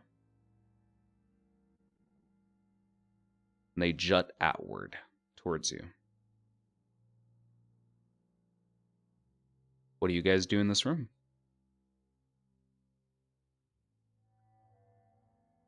All right, why brown and yellow? Why brown and yellow?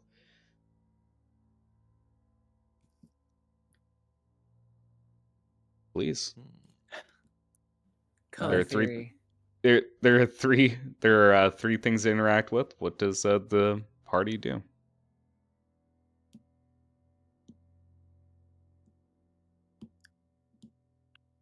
Well, Gonna roll a let's- d3. let's see what's in the cubby holes first. Okay. You know, I'd roll a d3 if I could stop getting notifications from somebody just posting in the chat so much. Give me investigation and we'll take time.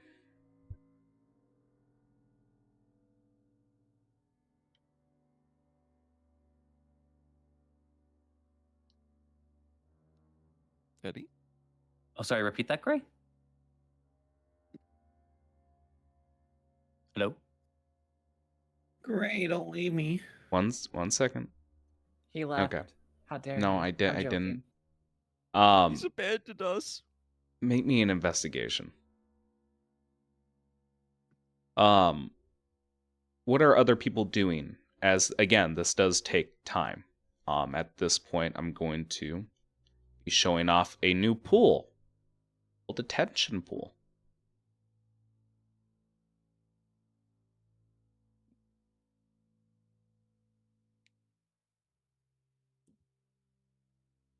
Stupid freaking tension pool. Yeah, just as a reminder, this activity is going to take about 10 minutes, Eddie. While Eddie Yeah. is doing this. Yeah, I was hoping it was an investigation, but I couldn't do anything about it. Yeah. As Eddie is spending 10 minutes to do this, what are other people doing during this time? I rolled a 3, so I interact with the third thing. What was the third thing I said? The wall? I think? You have a window, that I said, a bookshelf, that I said, and a wall. So yeah, it sounds like the third thing The I would wall. have said. All right, you go up to the wall. What do you do? Is there anything particularly notable about it? It is of different colors. It looks like spikes. Yes. Mm-hmm. Yep, spikes. Of What do you different do? hues. Yep. Different hues. So does it look like there's anything on the ceiling? You look Thinking I up might be able to use the wall to towards. climb. You look up towards the ceiling, and no, there is nothing on the ceiling.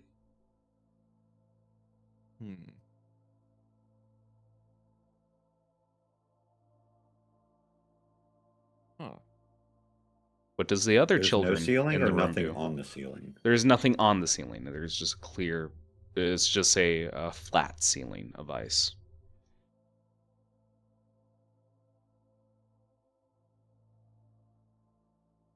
Yeah, I can't even. The only thing I could think of would be to roll like maybe Arcana, Perception, Insight, Investigation, but I'm not particularly good at many of those.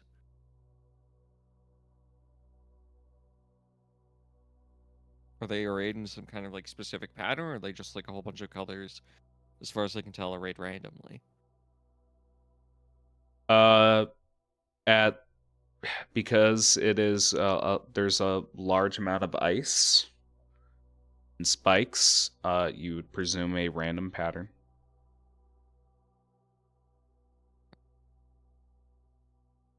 Well, I don't want to get impaled by touching things randomly, so Okay. I'm going to back off from the seemingly magical wall.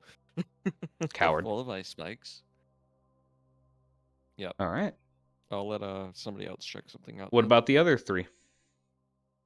I would like to look out the window, please. Okay. You look out the window. And out the window, again, you see those ribbons of light. People in the distance are still fighting in the war. And you see that there has been a notable shift as along with the golems, you see like strange creatures and entering the mix. It looks like give me, let's see, gotta reference my handy dandy sheet here.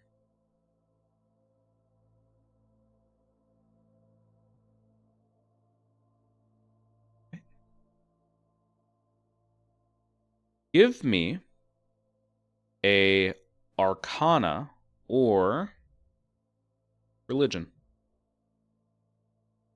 Well, it's definitely going to be religion. Okay. How does Aeolus fit into this? He always fits, okay? Perfect size every time, huh? Damn right. You recognize a lot of the new monsters that are entering the fray, erupting from the ice, to be fiends. Hey, so interesting thing I'm seeing from the window. It seems like the battle is shifting a bit because there are now fiends on the battlefield. What? Mm-hmm. I mean, take a look, but it's was not expecting that.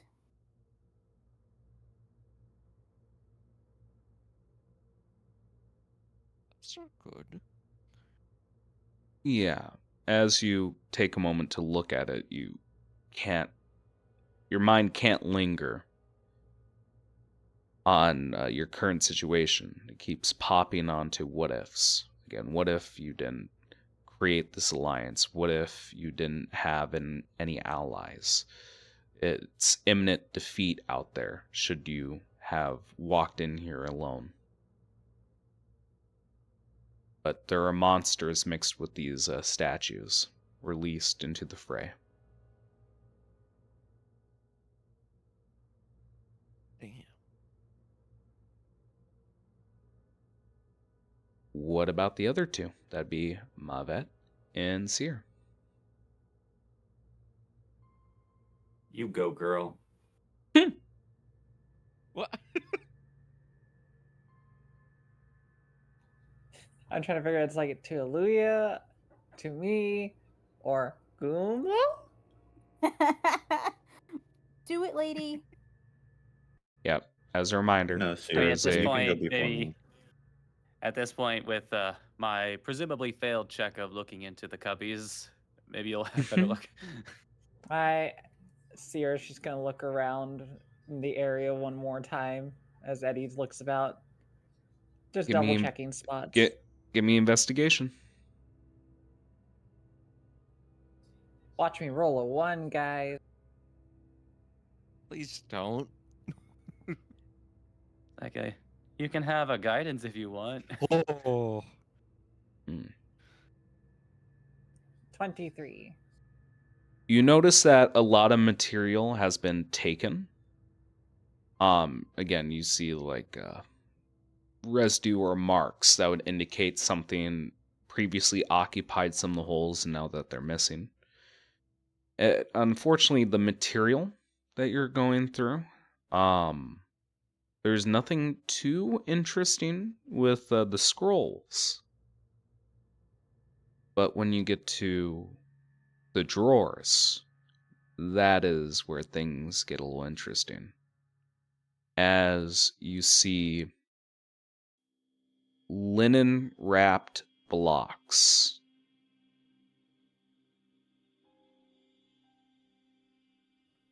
I investigate the blocks?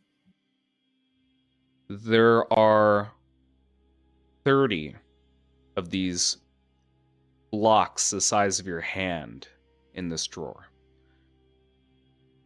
Which one do you pick? The one on the bottom? Which one on the bottom? Far left, far right, dead middle? We'll do dead middle. Dead metal. Okay.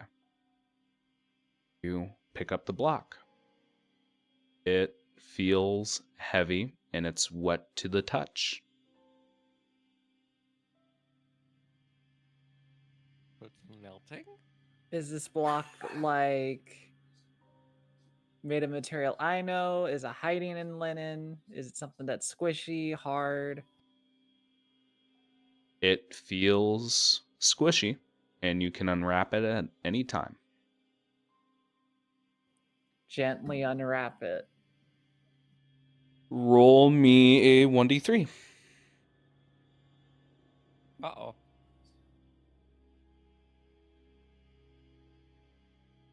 I'll roll a d4 and a 4 is a reroll. Mm-hmm.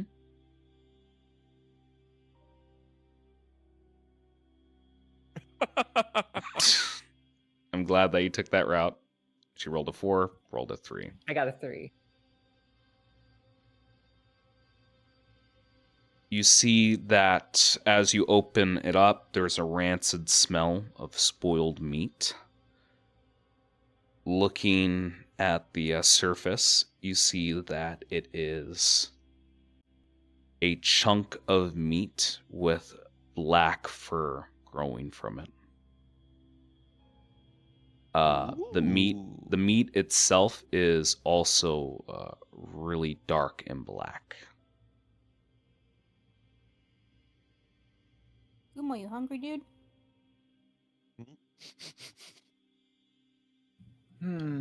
Yes. I'd We'll actually pick like up to an. investigate the meat, if that's I'll alright, to hand. see if I might be able to figure it out. I'll hand them the meat as I look at another cube, being like, "Don't eat it yet." Mm-hmm. Oh. Gray, is this werewolf meat? I can't give you a check that you. I'm not going to give you a check that you can't succeed on. Does it You. smell like werewolf? It does not smell like dog. Damn. You look at the meat, and again, there is a rumble in your stomach, Gumo, but there's a little voice inside of you that warns you that once you take this step, there is no going back. Oh, that sounds like fun. I'm gonna wait for Seer to allow me to eat it. Hmm. Okay. Seer, Don't threaten me with a good time. warned you once. I pick up another cube. Okay. Roll me d3. If I got another 3, I'm gonna be mad.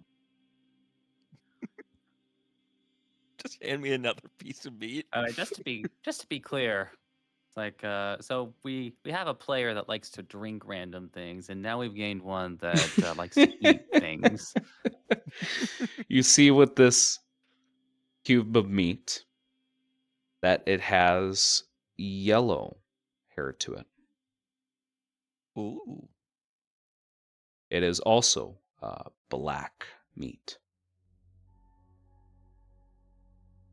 Kumo walks over and holds out the chunk of meat he already has. Like, please put another on top. What's the differences between these two when you look at it?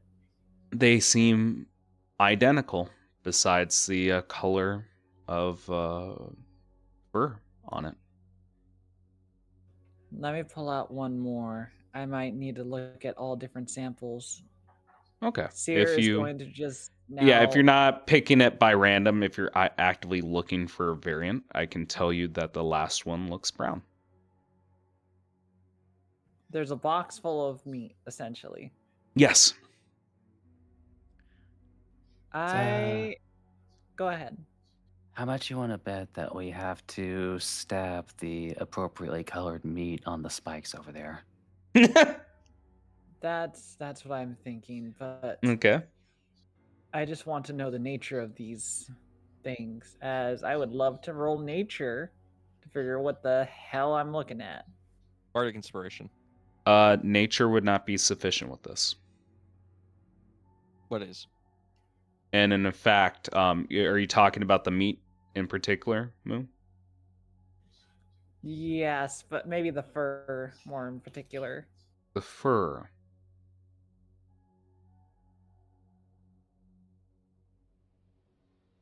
Everyone's made of meat, but their fur is important. Okay. I'm gonna feel like a real asshole here, but I'll allow for a religion check. And on a success, you're only gonna get a little bit of information. Because again, like you just like the player, you have no idea what the fuck you're looking at here. Would you like bardic inspiration? Sure, why not? Besides, for the lulz.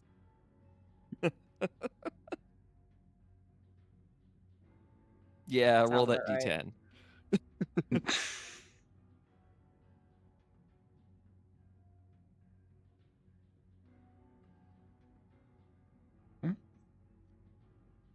You have a d10. Oh, I know. She's rolling it. Taking his time to roll. What's the total? 18. That is sufficient enough for you to know that these separate samples are from the same creature.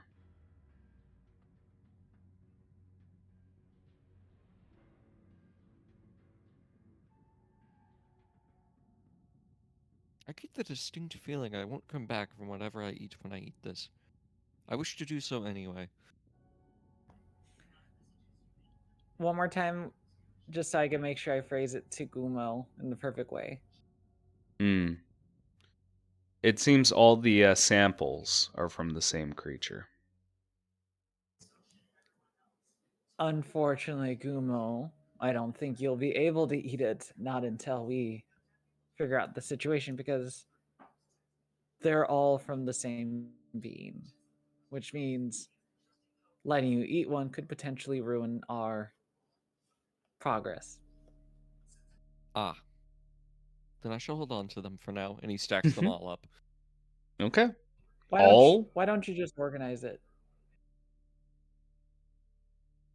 He'll organize it by what looks the tastiest. Okay. the entire drawer's amount? Yeah. Okay. Do you take anything else?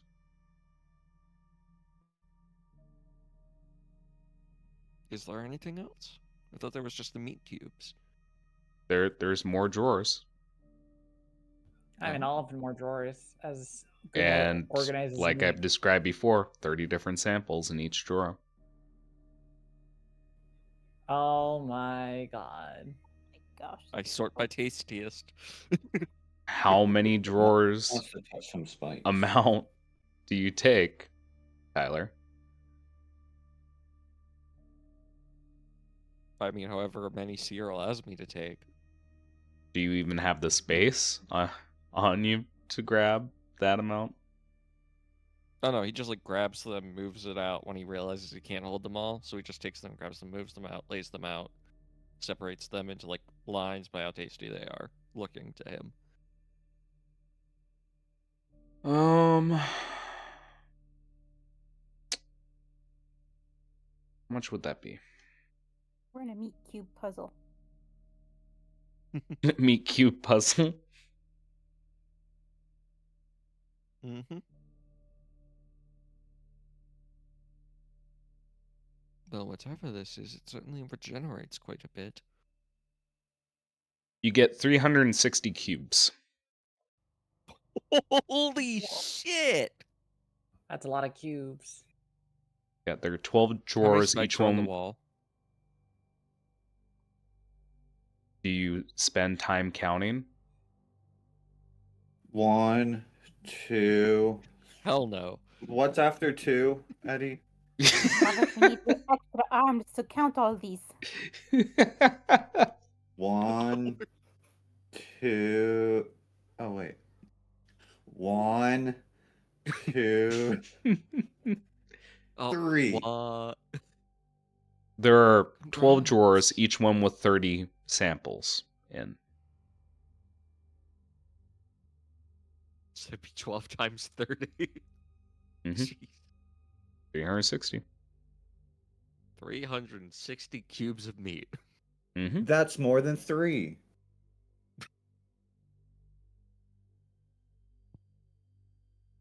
I'm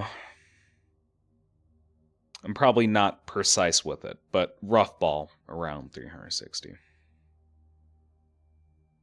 I did 12 times 30, it's 360. That's not what I'm getting at here. Oh, yeah, never mind. I got what you mean now. Yeah. So, do you guys do anything else in this room, or do you guys resume your ascension? Mavet really wants to touch some spikes. Do you touch it? Yeah, can I start from the lightest one that I could reach? The lightest colored hue? That would be yellow. And then I would like to touch it. Does anything happen? Make me a con saving throw.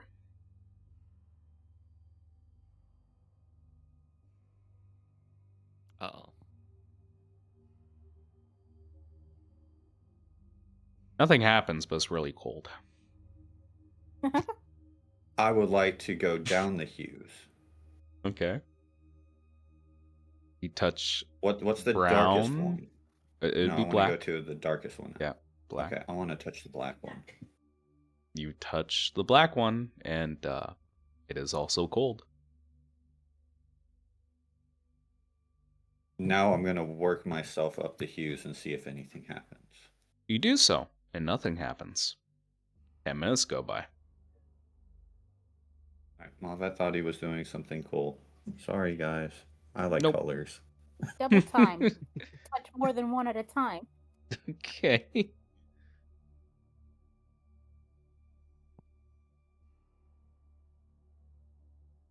Do you do that, Nita? Hell no. That's a Mavet suggestion. Fine. Does Mavet have the arm length to touch the black one and the yellow one at the same time? People are dying by like Yes. the tens as we're sitting in here messing around with meat spikes. I will do that, and we'll see what happens. You do that, and surprising no one, nothing happens. You happy now? I look to see if for permission to eat one of the cubes.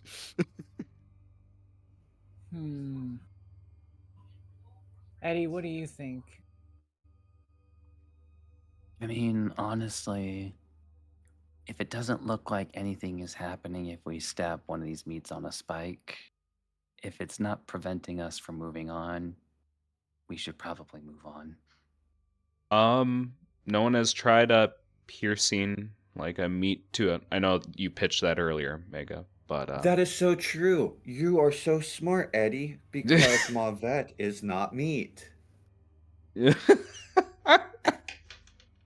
Do you try this experiment? Like, we will try this experiment. What colors are you lining up here? Yellow to yellow?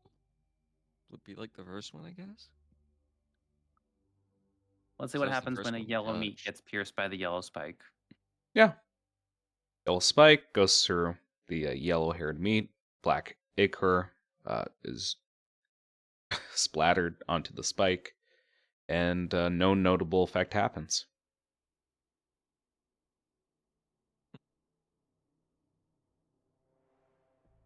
Perhaps it is one of those ruses that I read about in the alphabet book.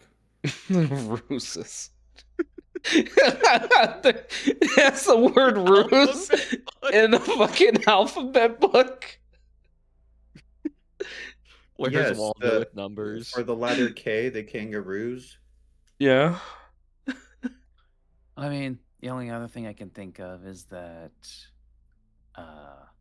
a particularly large beast was skewered in this room and then cut up into meat blocks for later. Hmm.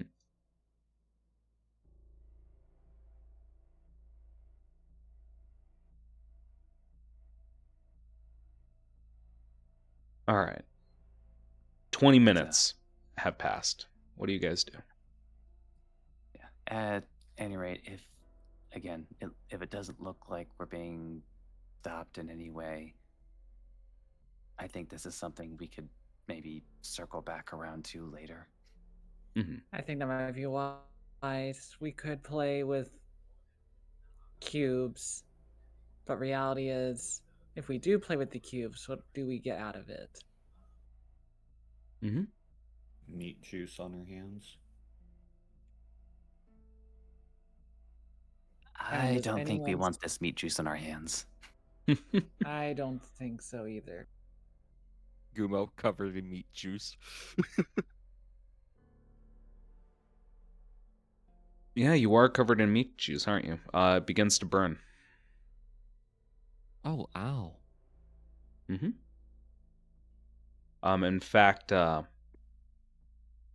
if you ever seen like a reaction of acid on the skin, that's where you're starting to see there's almost like a chemical burn and bubbling when the fluid lingers on your bare hands.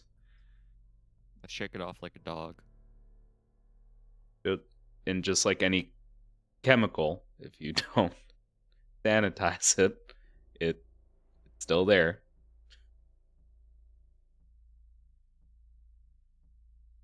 Okay, none of it got on me. See, as he step dodge out of the way. There is a door on the other side of this room. Do you guys do anything to this door?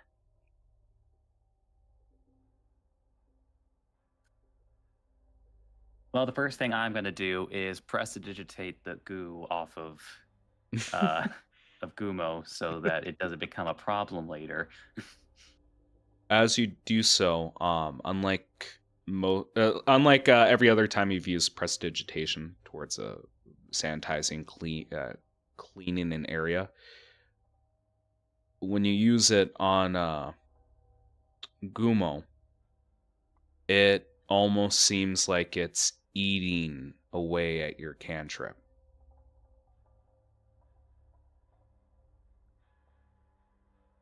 And Uh-oh. furthermore, I will say it does not have an effect. You said this room is full of ice, right? Mm-hmm. Cool. I draw my sunblade. I stab it into a Okay. wall so that way it starts turning into water, and I wash myself off with that process. Okay. You do so. And now it reacts because it has. It's not Well, literal it's gonna acid. go Not a literal acid, but I like where your head's at, Mega. It's really funny. I mean, Oh, look, Moomy knows what I'm talking about. yeah. I do. I'm scared. But you clean it off. It's strange. And again, I'm going to repeat, Gumo, that voice inside of you is telling you that you were holding on to something that is very, very dangerous. Not gonna eat it. No, I still encourage you to eat it. I'm just telling you. You have something that's very dangerous. It's Well, me. eats magic. And it I am should be made of noted magic. that Tyler, Gumo, has all the meat.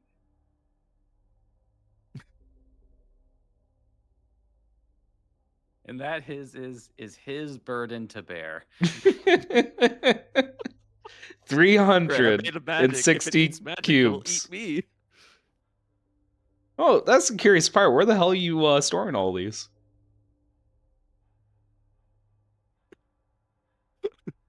Hold on. Technically, I could, but why should I help you? Well, You're why? right. I'm going to sleight of hand one of the cubes into Nita's backpack. Or Louisa's backpack.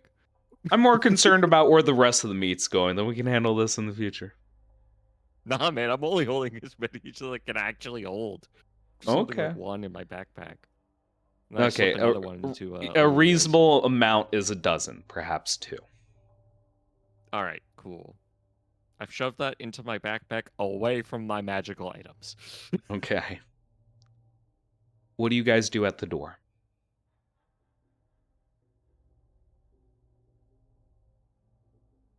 I'm just gonna open it with Mage Hand and move on. Eddie, would you mind? Nope. Oh, Smoke. right. I appreciate you. Yeah, that's Would, right. Eddie, would you like me to do the honors? I mean, it's new Eddie. Yeah, sure. Uh, I dig. you know, I it's get to it's really experiment. weird. It's really weird. This happened like 2 days ago, but it feels like it was a year ago by this point. I might be able to Someone fill that dies void in some outside and way. you hear their scream. Oh well, I'll just I'll get to eat them I'll later. I'll just rush now. And for the very first time, we'll cast Unseen Servant. No one sees it. Yeah. The door opens. Okay.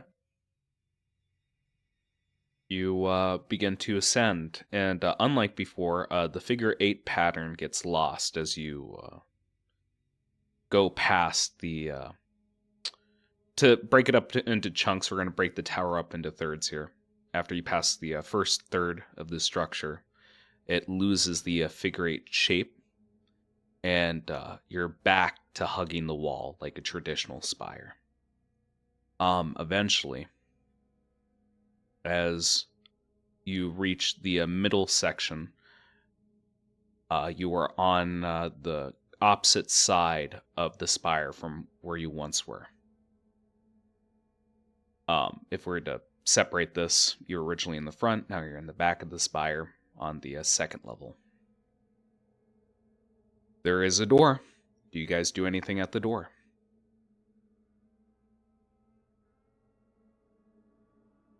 Well, you still got that serpent. We'll use the servant for this. Mm-hmm. You open the door. And unlike before, there is a there is this same layout. There is a spike wall, same hues, cubbies. You see a window, but what's different is at the center of this room is a cauldron with a bubbling black fluid, and there is no fire or anything underneath it. It's just naturally bubbling. And in fact, the air is humid in here and it's hard to breathe. Hey, Gray. Mm-hmm. I might have just realized something about the meat I'm holding out of Yeah. character. Oh, yeah. This is something the party has technically seen before, haven't they? I wouldn't know.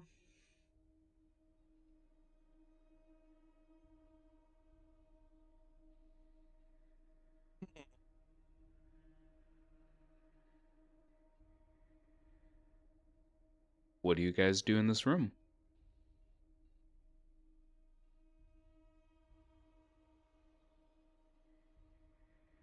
I mean, so you said there's just like a cauldron bubbling with an unknown origin? Yep. Bubbling cauldron, no fire.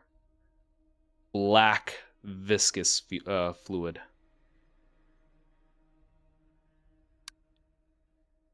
Do you think this guy's making corpse brew? I am going to take a look at that. It's very possible. Mm-hmm. Give me an investigation. Do you check the cauldron or the fluid? The fluid first, and then the cauldron. Give me a religion if it's the fluid.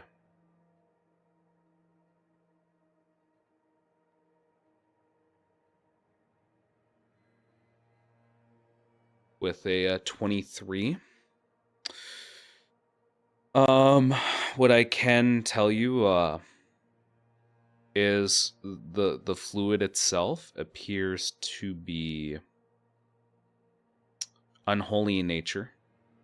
And again, as you're looking outside through the window, you see like fiends attacking back and forth, fighting within the war down on the surface level. You presume that this blood is from fiends. From where anyone got this is up in the air. You investigate the cauldron. I do. Okay. Give me investigation.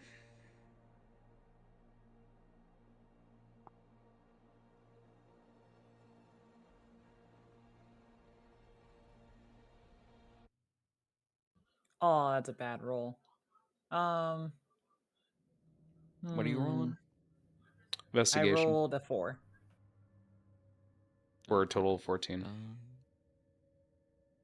You still have that bardic inspiration I gave you, though. Oh, I do. Oh, wait, no, you use it for the What's the- religion check. Never mind. Oh, you're right. No, I used it a while ago. You're right. Mhm. Might be. You know, Would you like another? we'll do one more. Let's do one more, and then I won't ask for any more from you. Okay. I mean, I'm the one offering them. You haven't asked for any. Roll a d10. Okay, gets you up to Okay. a 20. 20. So, although there is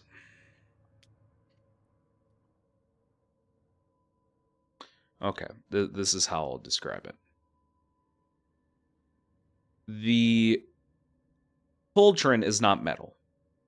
At a closer inspection of the cauldron itself, you notice that it is only painted black because the fluids that have been inside of it. Looking at it, it seems to be bone. A cauldron carved from bone. But the strange part is the inside of the cauldron is furry. It's lined with skin. All of it painted black. Now, because you had 2 successful checks, I believe somebody mentioned it might have been Eddie. Because you've had 2 successful checks here, you're very familiar with this process. It's just a different avenue. This is corpse brew.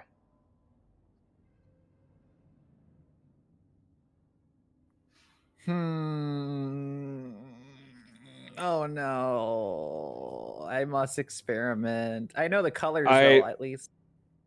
But I will give you one more interesting revelation. It appears again, the different method being is your method would be more barbaric. This would be more refined. It appears this cauldron is meant to replace the corpse.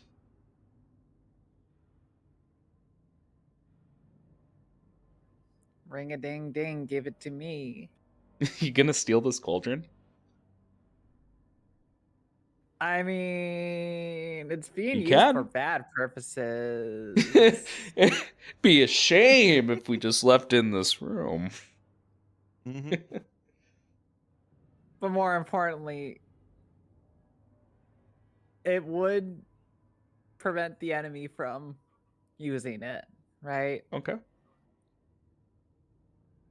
But Yeah. before I do that, Seer will, Hmm. before yoinking the cauldron, I have numerous effects on here that I already know. And I'm trying to figure out if it would be the ones I know. So, like, if I'm looking at the brew right now, is there a specific color that it has that I might know of? Like gold? or translucent, anything like that? It is pitch black, like mud. You think, again, the effects that you studied from are more, I wouldn't say just humanoid, but you get the idea that these are creatures more structured in our mortal plane. Whatever this is, it could have different effects. Different subject, different effects. That's why they have the cubes. Huh? I'm just sitting there going like, that's why they have the meat cubes.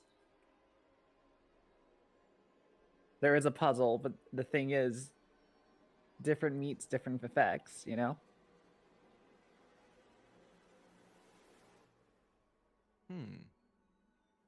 That makes a lot of sense, actually. Now that I think of it, it's like,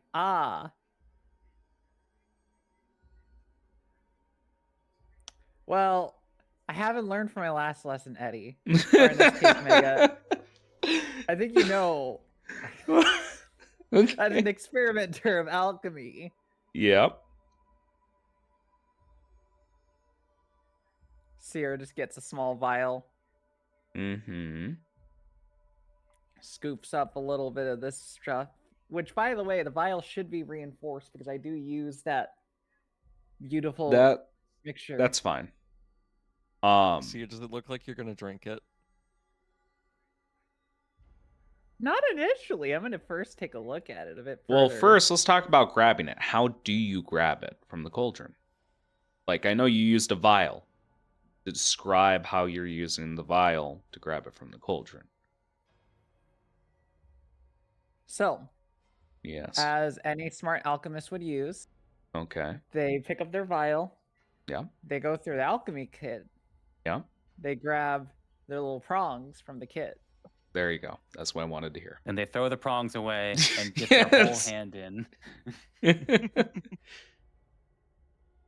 Yeah, no. Then I don't need a check or anything. It totally happens.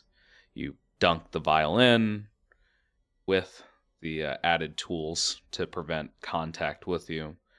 You have this dirty vial.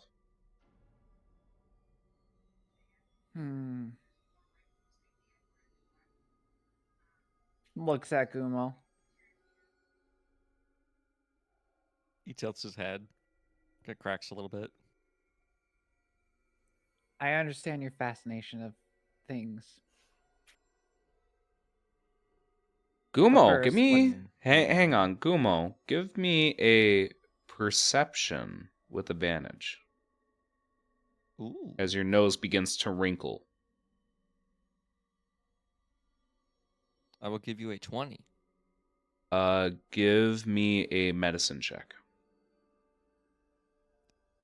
Ooh, do I get advantage on that? You actually do. Yay!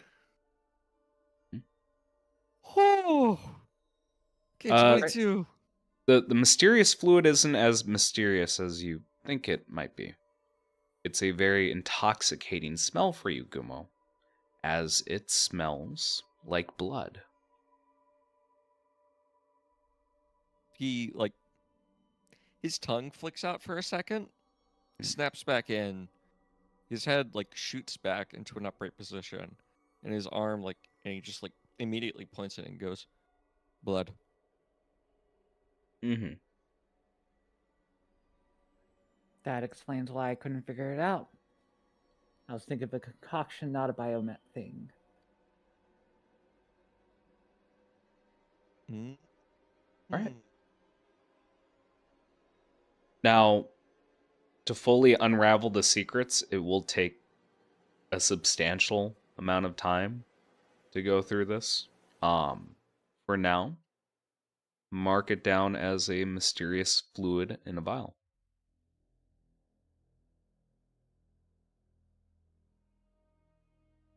That's what I'm gonna do. But also, I would have totally drank that if it wasn't for the fact we're in the middle of a battle zone.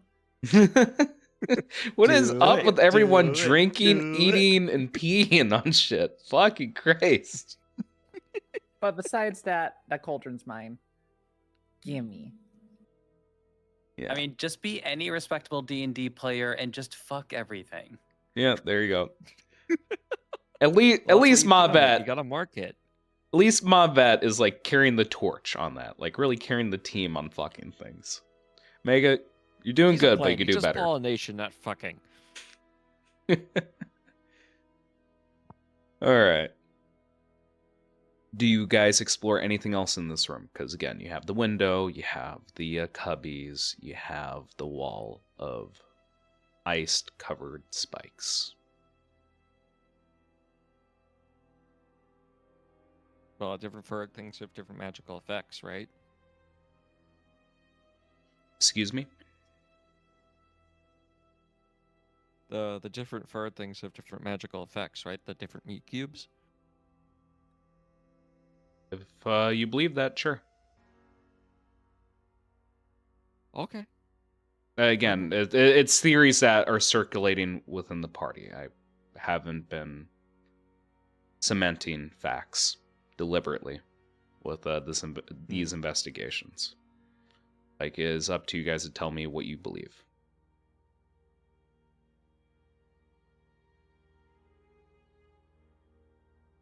While they believe things, Sarah's just figuring out, being like, how big of a cauldron can I fit in here? Can I Alright, take this?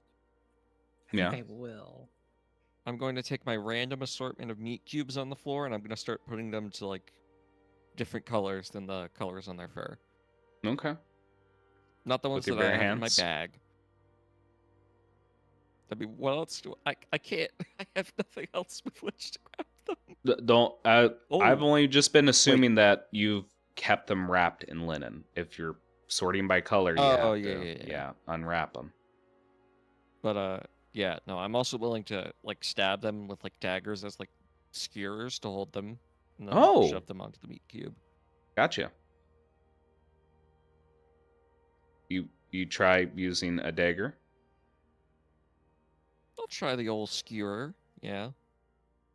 So, strangely enough, unlike using the spikes on the wall, you have difficulties with using a dagger on this skin. Let me double check one thing before I continue here. Yeah, no, 100%. Let me think about this.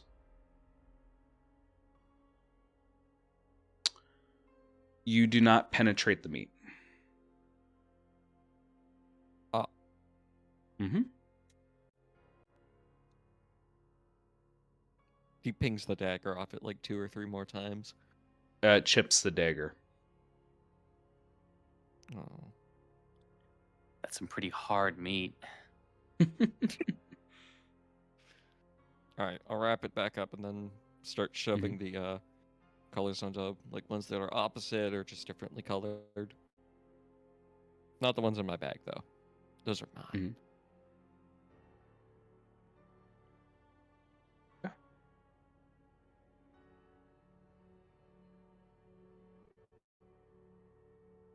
What do you guys do?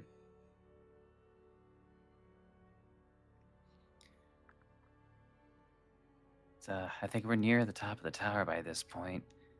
I feel like if we want to play any more around with this stuff, maybe we'll just ask Orenchelly later.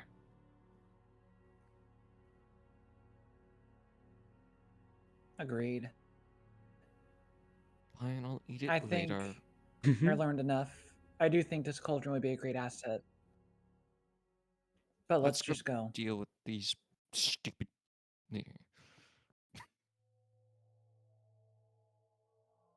You do anything at the door? Unseen servant, go. Opens the door. And you all spiral to the top of the tower. There is a door. This one seems more ominous. What do you guys do? I hold my meat bag close. Mm-hmm. No, actually, I'm gonna take the dodge action for when Okay. the door opens.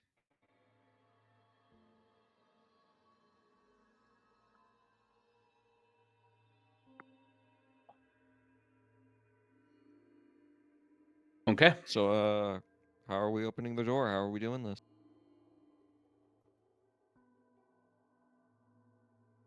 Carefully. Is there a In way fact- we could peek through the door? Nope. Unseen servant and then hide or dodge.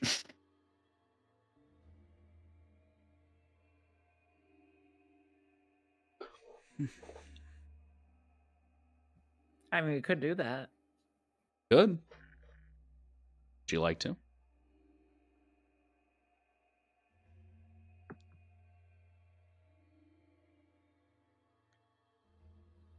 Eddie? I would say,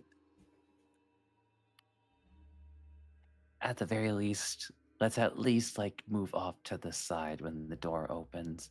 Maybe not to hide, because it's gonna be pretty obvious if it's the only set of doors in the room.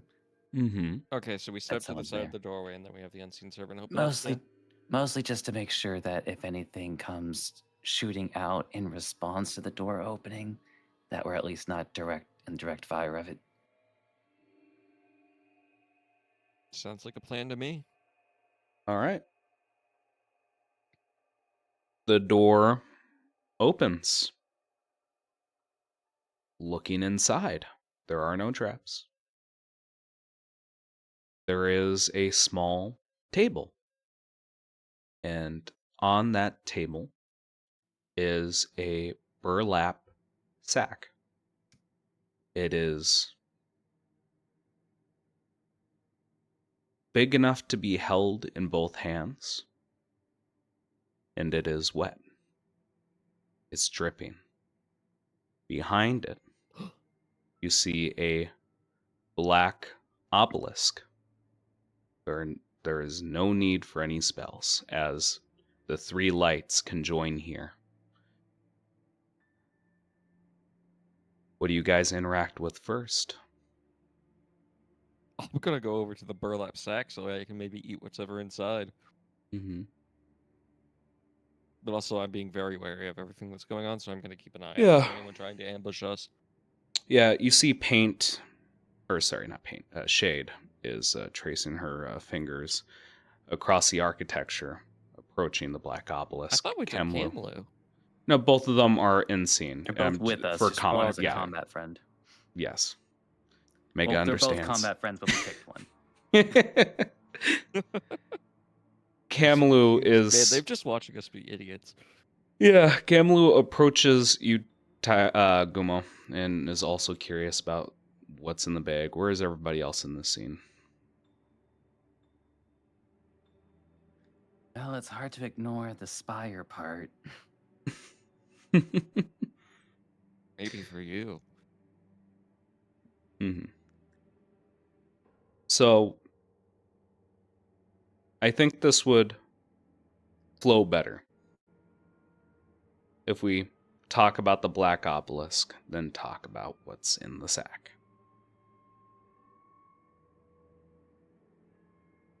As you all watch the black obelisk playing with its hieroglyphs, almost like a video, you see written on it the fourth age.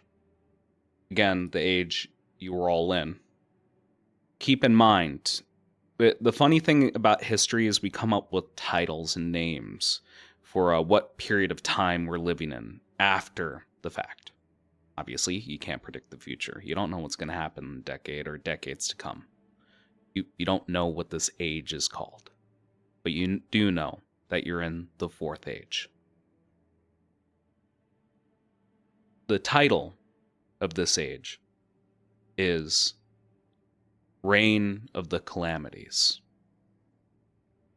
You see that in this era, sentient calamities rise from the remnants of endlings, creatures that existed during the trickster king's betrayal and the isolation of the world. These beings draw their life and power from the lingering wills and ancient magic left behind by these endlings. However, The collective anguish of living creatures, their fears, despair, and suffering provides the spark needed for these calamities to grow and fester. You see motions of different calamities echoing destruction and pain, fueled by the lingering essence of endlings as they take shape when the world is steeped in chaos and decay. You see them transforming the very land into manifestations of fearsome power. These creatures, these calamities feed on the suffering of mortals, become larger, more destructive, more intelligent as their population grows. But that's not what catches your eye. This is repeated NBD. information. Yeah. This is information that the party is very well acquainted with. Let's talk about the things guiding them. You see Genasi, that, driven unchecked, guide these disasters into war zones, and they keep growing in number. These stormwalkers becoming harbingers of chaos. All of you can recognize members of the Rebirth Bastion. The key thing, because all of this has happened, one thing that hasn't happened is what you see right now. You see a serpent that flies in the sky. The archdragon. You can see it outside the window right now. You see that it is a symbol of divine might and protection. And you see that it faces an inevitable demise at the hands of this Rebirth Bastion. You see from the heavens a torrent of meteors descending. They fall like stars from the sky in this unrelenting storm. This archdragon is consumed from this celestial assault. Its scales blackened and cracked. Its body disjointed, crumbling to ash. And you see it fall. And the event being called the end times. As you see the serpent fall onto the ground, its influence wanes. The power of the arch-thrones that govern the land begin to fracture. The realms that were once governed and sealed by ancient laws crumble under the weight of this death. You see the binding that once protected this world begin to unravel, and the planar barriers between your world and the multiverse weakens. And through this breach, you see the sun and the moon, each one an eye of this creature from beyond your knowledge, beyond your sight, this Star Eater. It pierces the void. It watches from heaven, and its gaze turns to your world, hungry, waiting. In the wake of this archdragon's fall, its rotting corpse seeps the lands into ruin as everything begins to rot. Lands are scarred, forests begin to wither, the seas swell, mountains crumble under the weight, civilizations falter, and the world is plunged into an age of despair and uncertainty. And you see the Rebirth Bastion reveling in its triumph, pushing the world forward into turmoil, and the very essence of life being reshaped into calamity. As you're looking at not only the history of the Fourth Age and its future, For brevity's sake here, there's also marks of the Revenant Triad, the Primeval Alliance, along with other factions in play here. I'm going to be skimming those details because I beat them to you into death. This is history you guys are familiar with. It is also mentioned. But the important tidbit is what has not been done. The Archdragon's Fall. As you are watching this and even looking outside, seeing a mirror image of what's displayed in front of you on this obelisk happening in real time, the serpent, the world serpent above, flying in the sky, meteors hitting its body as we speak, as you are investigating. Gumo, let's talk about what's in the box. I'm glad you understand what I mean when I think it's happening. Yeah. How do you open the sack? I mean, does it smell good to me? What does it smell like? Give me a perception check. Advantage.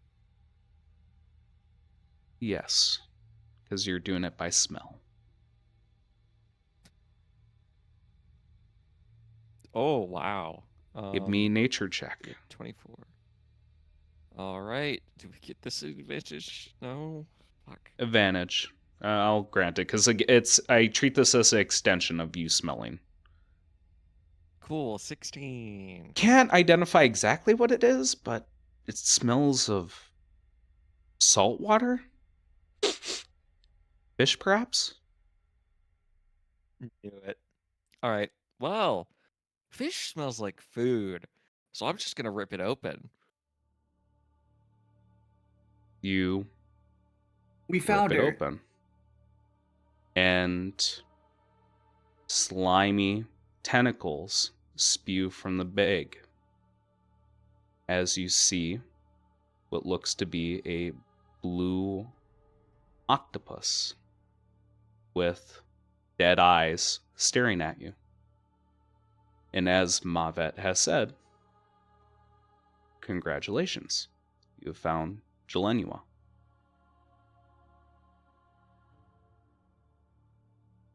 Wow. Is it all right if I? Kamlu, who is right next to you, begins to shake. You see, like, his eyes beginning to glaze over, like he doesn't know what to look at. And then something in the pit of all of your stomachs just begins to gnaw at you. A lot of things are not right. But there's one fact that just hasn't really been explained yet. Where is Quagmire?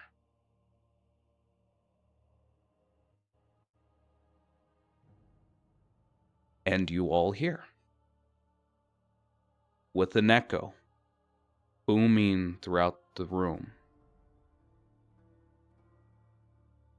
So, how do you like my present, Prince of the Centaurs? And there's almost like a foul odor in the air as you hear this. It's very loud, deep, booming.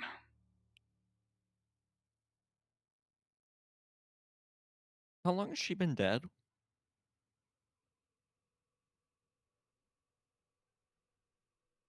Give me a medicine check. I'm gonna wave Seer over, Mm-hmm. like very quickly and subtly to be like, while he's like busy talking, to be like, help. Mm-hmm. I need to tell how long she's been dead. So, Seer takes a look. well, let's talk about the... I feel like the big bad is Yeah. having a conversation with us. Kumo doesn't care. Let's talk about the elephant in the room here. That's more visible than what's in your hands here. Mavet and Eddie would be the first to know this then, if you two are focused on the squid head. The lights outside just got really bright. And the screaming got a lot louder. Almost like there's an intense emotion in the air. And as Camelou is beginning to shake and his eyes begin to go bloodshot, he's looking around the room, looking for his prey. There's an intense murderous intent in the room. Camelou would respond. You did this. Yes, echoing. Just for you. His hoof is digging into the ground. He grabs at his weapon. I need to ask, because a lot of significant things are going to happen. Does the party do anything during that time? Gumo, Seer, I know what you're going to do. Mega, Rakuzan, what would you like to do? Well, you don't know the full extent of what I'm going to do. No. He's gonna fuck So I'll save that until you tell me my answer, because that will determine a lot of what I can do next. Mm-hmm.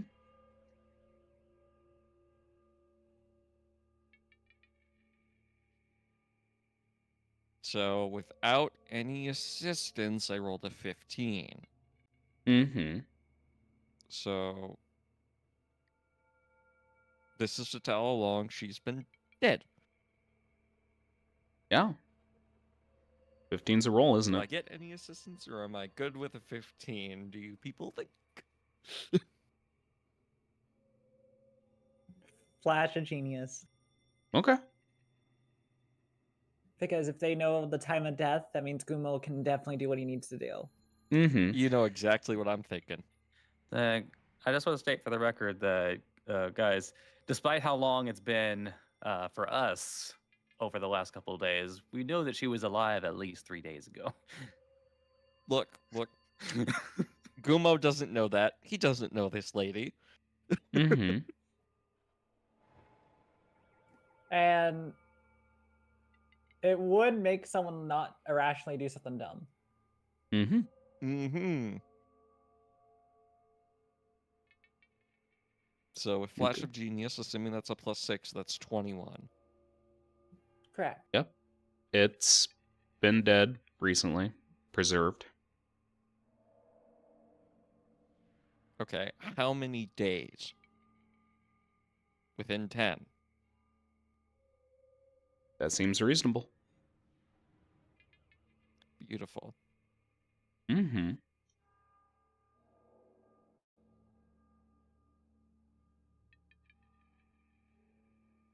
So, what do you do? I need to look at one of my special little features that you gave me, Mm-hmm. because I think the amount of time will still be the same. That expending a spell slot, incurring a cost.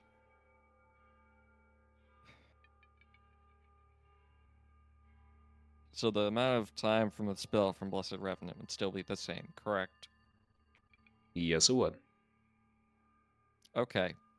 Do you guys think you can keep him talking an hour?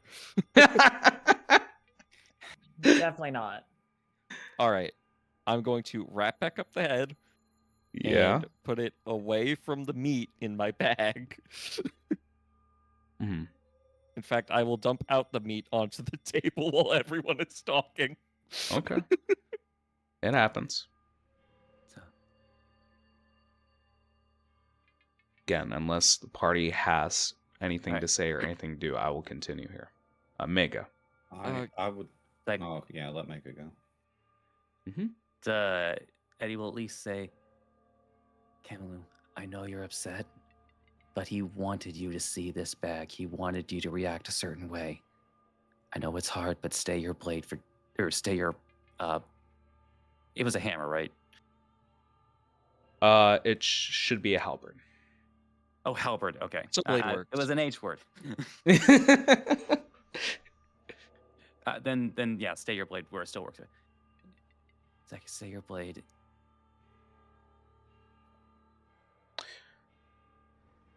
Eddie, I'll bring her back. I need a persuasion check with advantage because he's friendly to you. I'm going to tell you this is one of the highest checks I'm gonna ever make you roll. So roll good. Oh, gee. He might not like me, but if you assist me, I might have the higher persuasion score.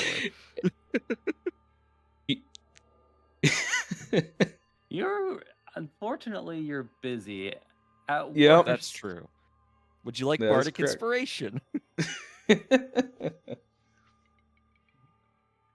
Be a good time for it. How I'm being inspired. I actually need to know this. So as he's kind of picking up the head, he Yeah. starts rocking it back and forth in his arms Okay. before placing it back into the bag. And as he's doing that, he's kind of humming a little tune that's like very happy in contrast to everything that's going on around Very inspiring. him. All right. Like the moment he saw like the severed head, you could tell that there was a moment where he's like, that looked nice. Licked his lips a little and then he put it away. Oh yeah, thank goodness you got this. So There we go. I didn't roll the die yet, but I'll roll it now.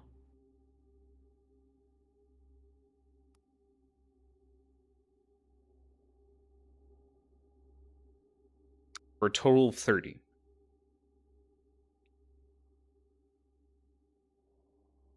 You met the DC. Yep. Okay. Oh. Oh. I'm going to tell you, Mega. Well, tell me how you settle him down.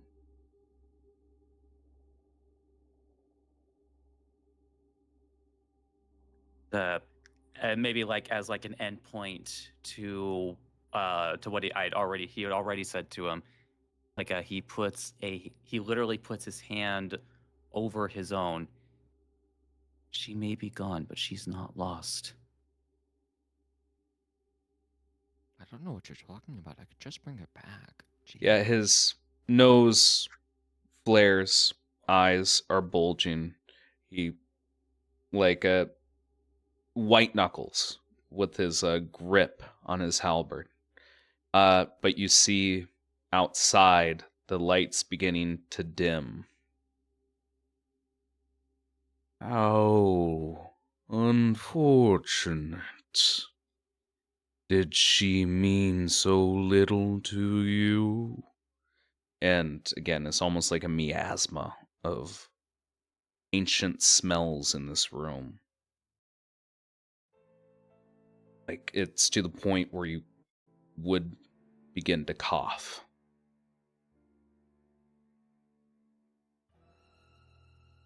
I grow sick of all of your tampering.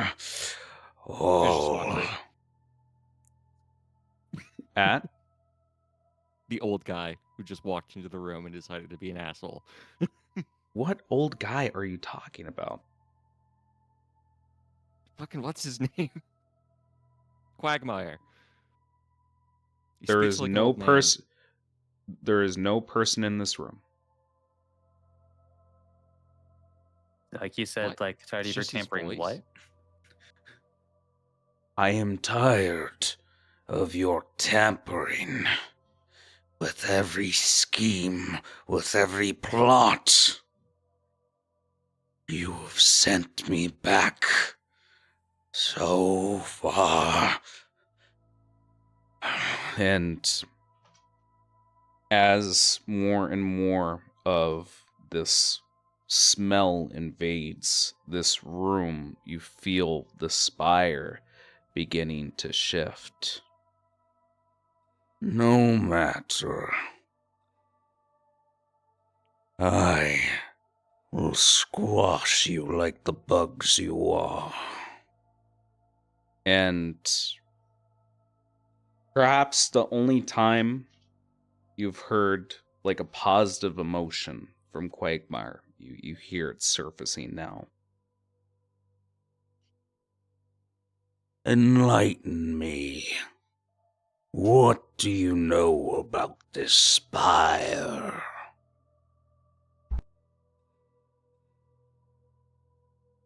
We do know that you stole it.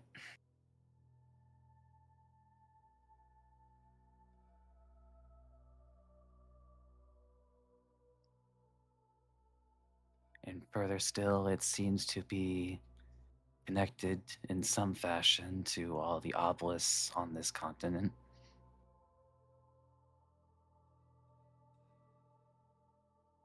That is the interesting thing.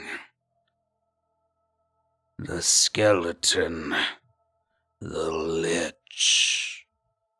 He could have put the stone anywhere.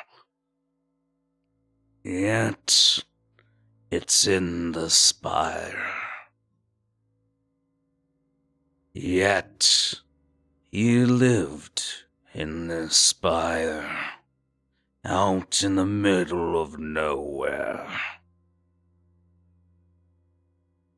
I got curious. I wondered, what secrets does this lich hide from me? Were you not in awe, or have you not realized what it is? And perhaps on the outside, we're seeing a battle around the spire, and we see a chunk of the spire begin to slide down. And you start to see more of yellow, black, and brown fur. It's a marvel that he found one in such good condition. And again, another chunk falls from the ice. And as we look outside, we see spiraling horns. As we go down its body, we see a giraffe-like pattern. And the ice moving a long dead corpse as you all find yourselves atop the head of a long dead endling. Oh. And for now, gross. I'm going to show you guys a picture. And then I'll show you guys the battle map. So this is a really weird combination of a monstro and an Oogie Boogie's manor. Yep.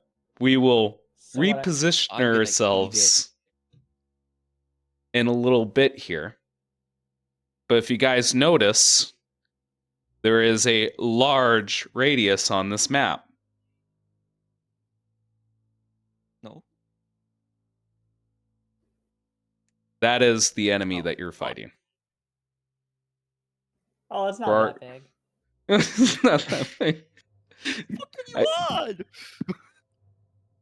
It's a little rough for me I to don't read, know. Just but I'm bigger pretty. than 10 feet. Yeah. Hey, Seer, I might want that potion so that I can cast Globe of Invulnerability on us. Yeah. It's over 100 feet. No. For the token my size for defense. the audience. For our case, you guys are on top of its head and therefore inside of its token. We'll deal with that for another day. You guys will be able to reposition yourselves. But you guys end with being on top of the boss as it rears boy, its we get head back and roars. We get to what is it? Colossus, something of the Colossus. Shadow of the Colossus. Shadow of the Colossus. Shadow of the Colossus. You had it right. And conveniently enough, there is actually a glowing mark on its head when it begins to move. And yes, we are going to do Shadow of the Colossus. Yeah. Man, Let's have a it's look at close. these I love that rolls. game. It's really. I this gotta real ask, quick. is this gonna be like kaiju rules? Hold on. Gotta do one thing as we roll initiative. Yep, go ahead. Oh, he's doing a Barty. Nope, that's the wrong one. There you go. Yep. Expend it. Make a roll. Yep. And this is for everyone. Gets Oof. Yep. Everyone within 30 feet of me, so everyone gets a +3 to their initiative. I will just +3. And just for your knowledge, Mavet, I am using a similar. Well, I'm using a similar rule set, considering the also, creature. Gray. Yes. Since I rolled a Bardic Inspiration die and I'm on top of the boss, I punch it. Okay. Do I get advantage? We will address that next session. All right. He doesn't want Okay. us to beat up his team. I just don't want you guys to forget details in between sessions because it's very important that you guys learn as much as you can. Yep. Hey, wait a second. Why am I at the... What happened to my dude? No. Ha ha. Oh, no, I'm at the bottom of the initiative. Yeah, I know. I'm asking what happened to my initiative. Why am I at the back right now? Okay. But also punch. Yeah. Fuck. 10, 11. Do I hit? No. I listen to the words I speak when I say them. We'll address that next session. Are we there yet? Yes, we are there yet. Thankfully, Belmorak, the Endling, goes last. Yeah. And I Yep. go first. Fuck you, Elmorak. Yep. All right, but that's where we're going to end the He's session for slow as today. fuck. Yeah. Thank you guys so much for joining me today. Next session's going to be good.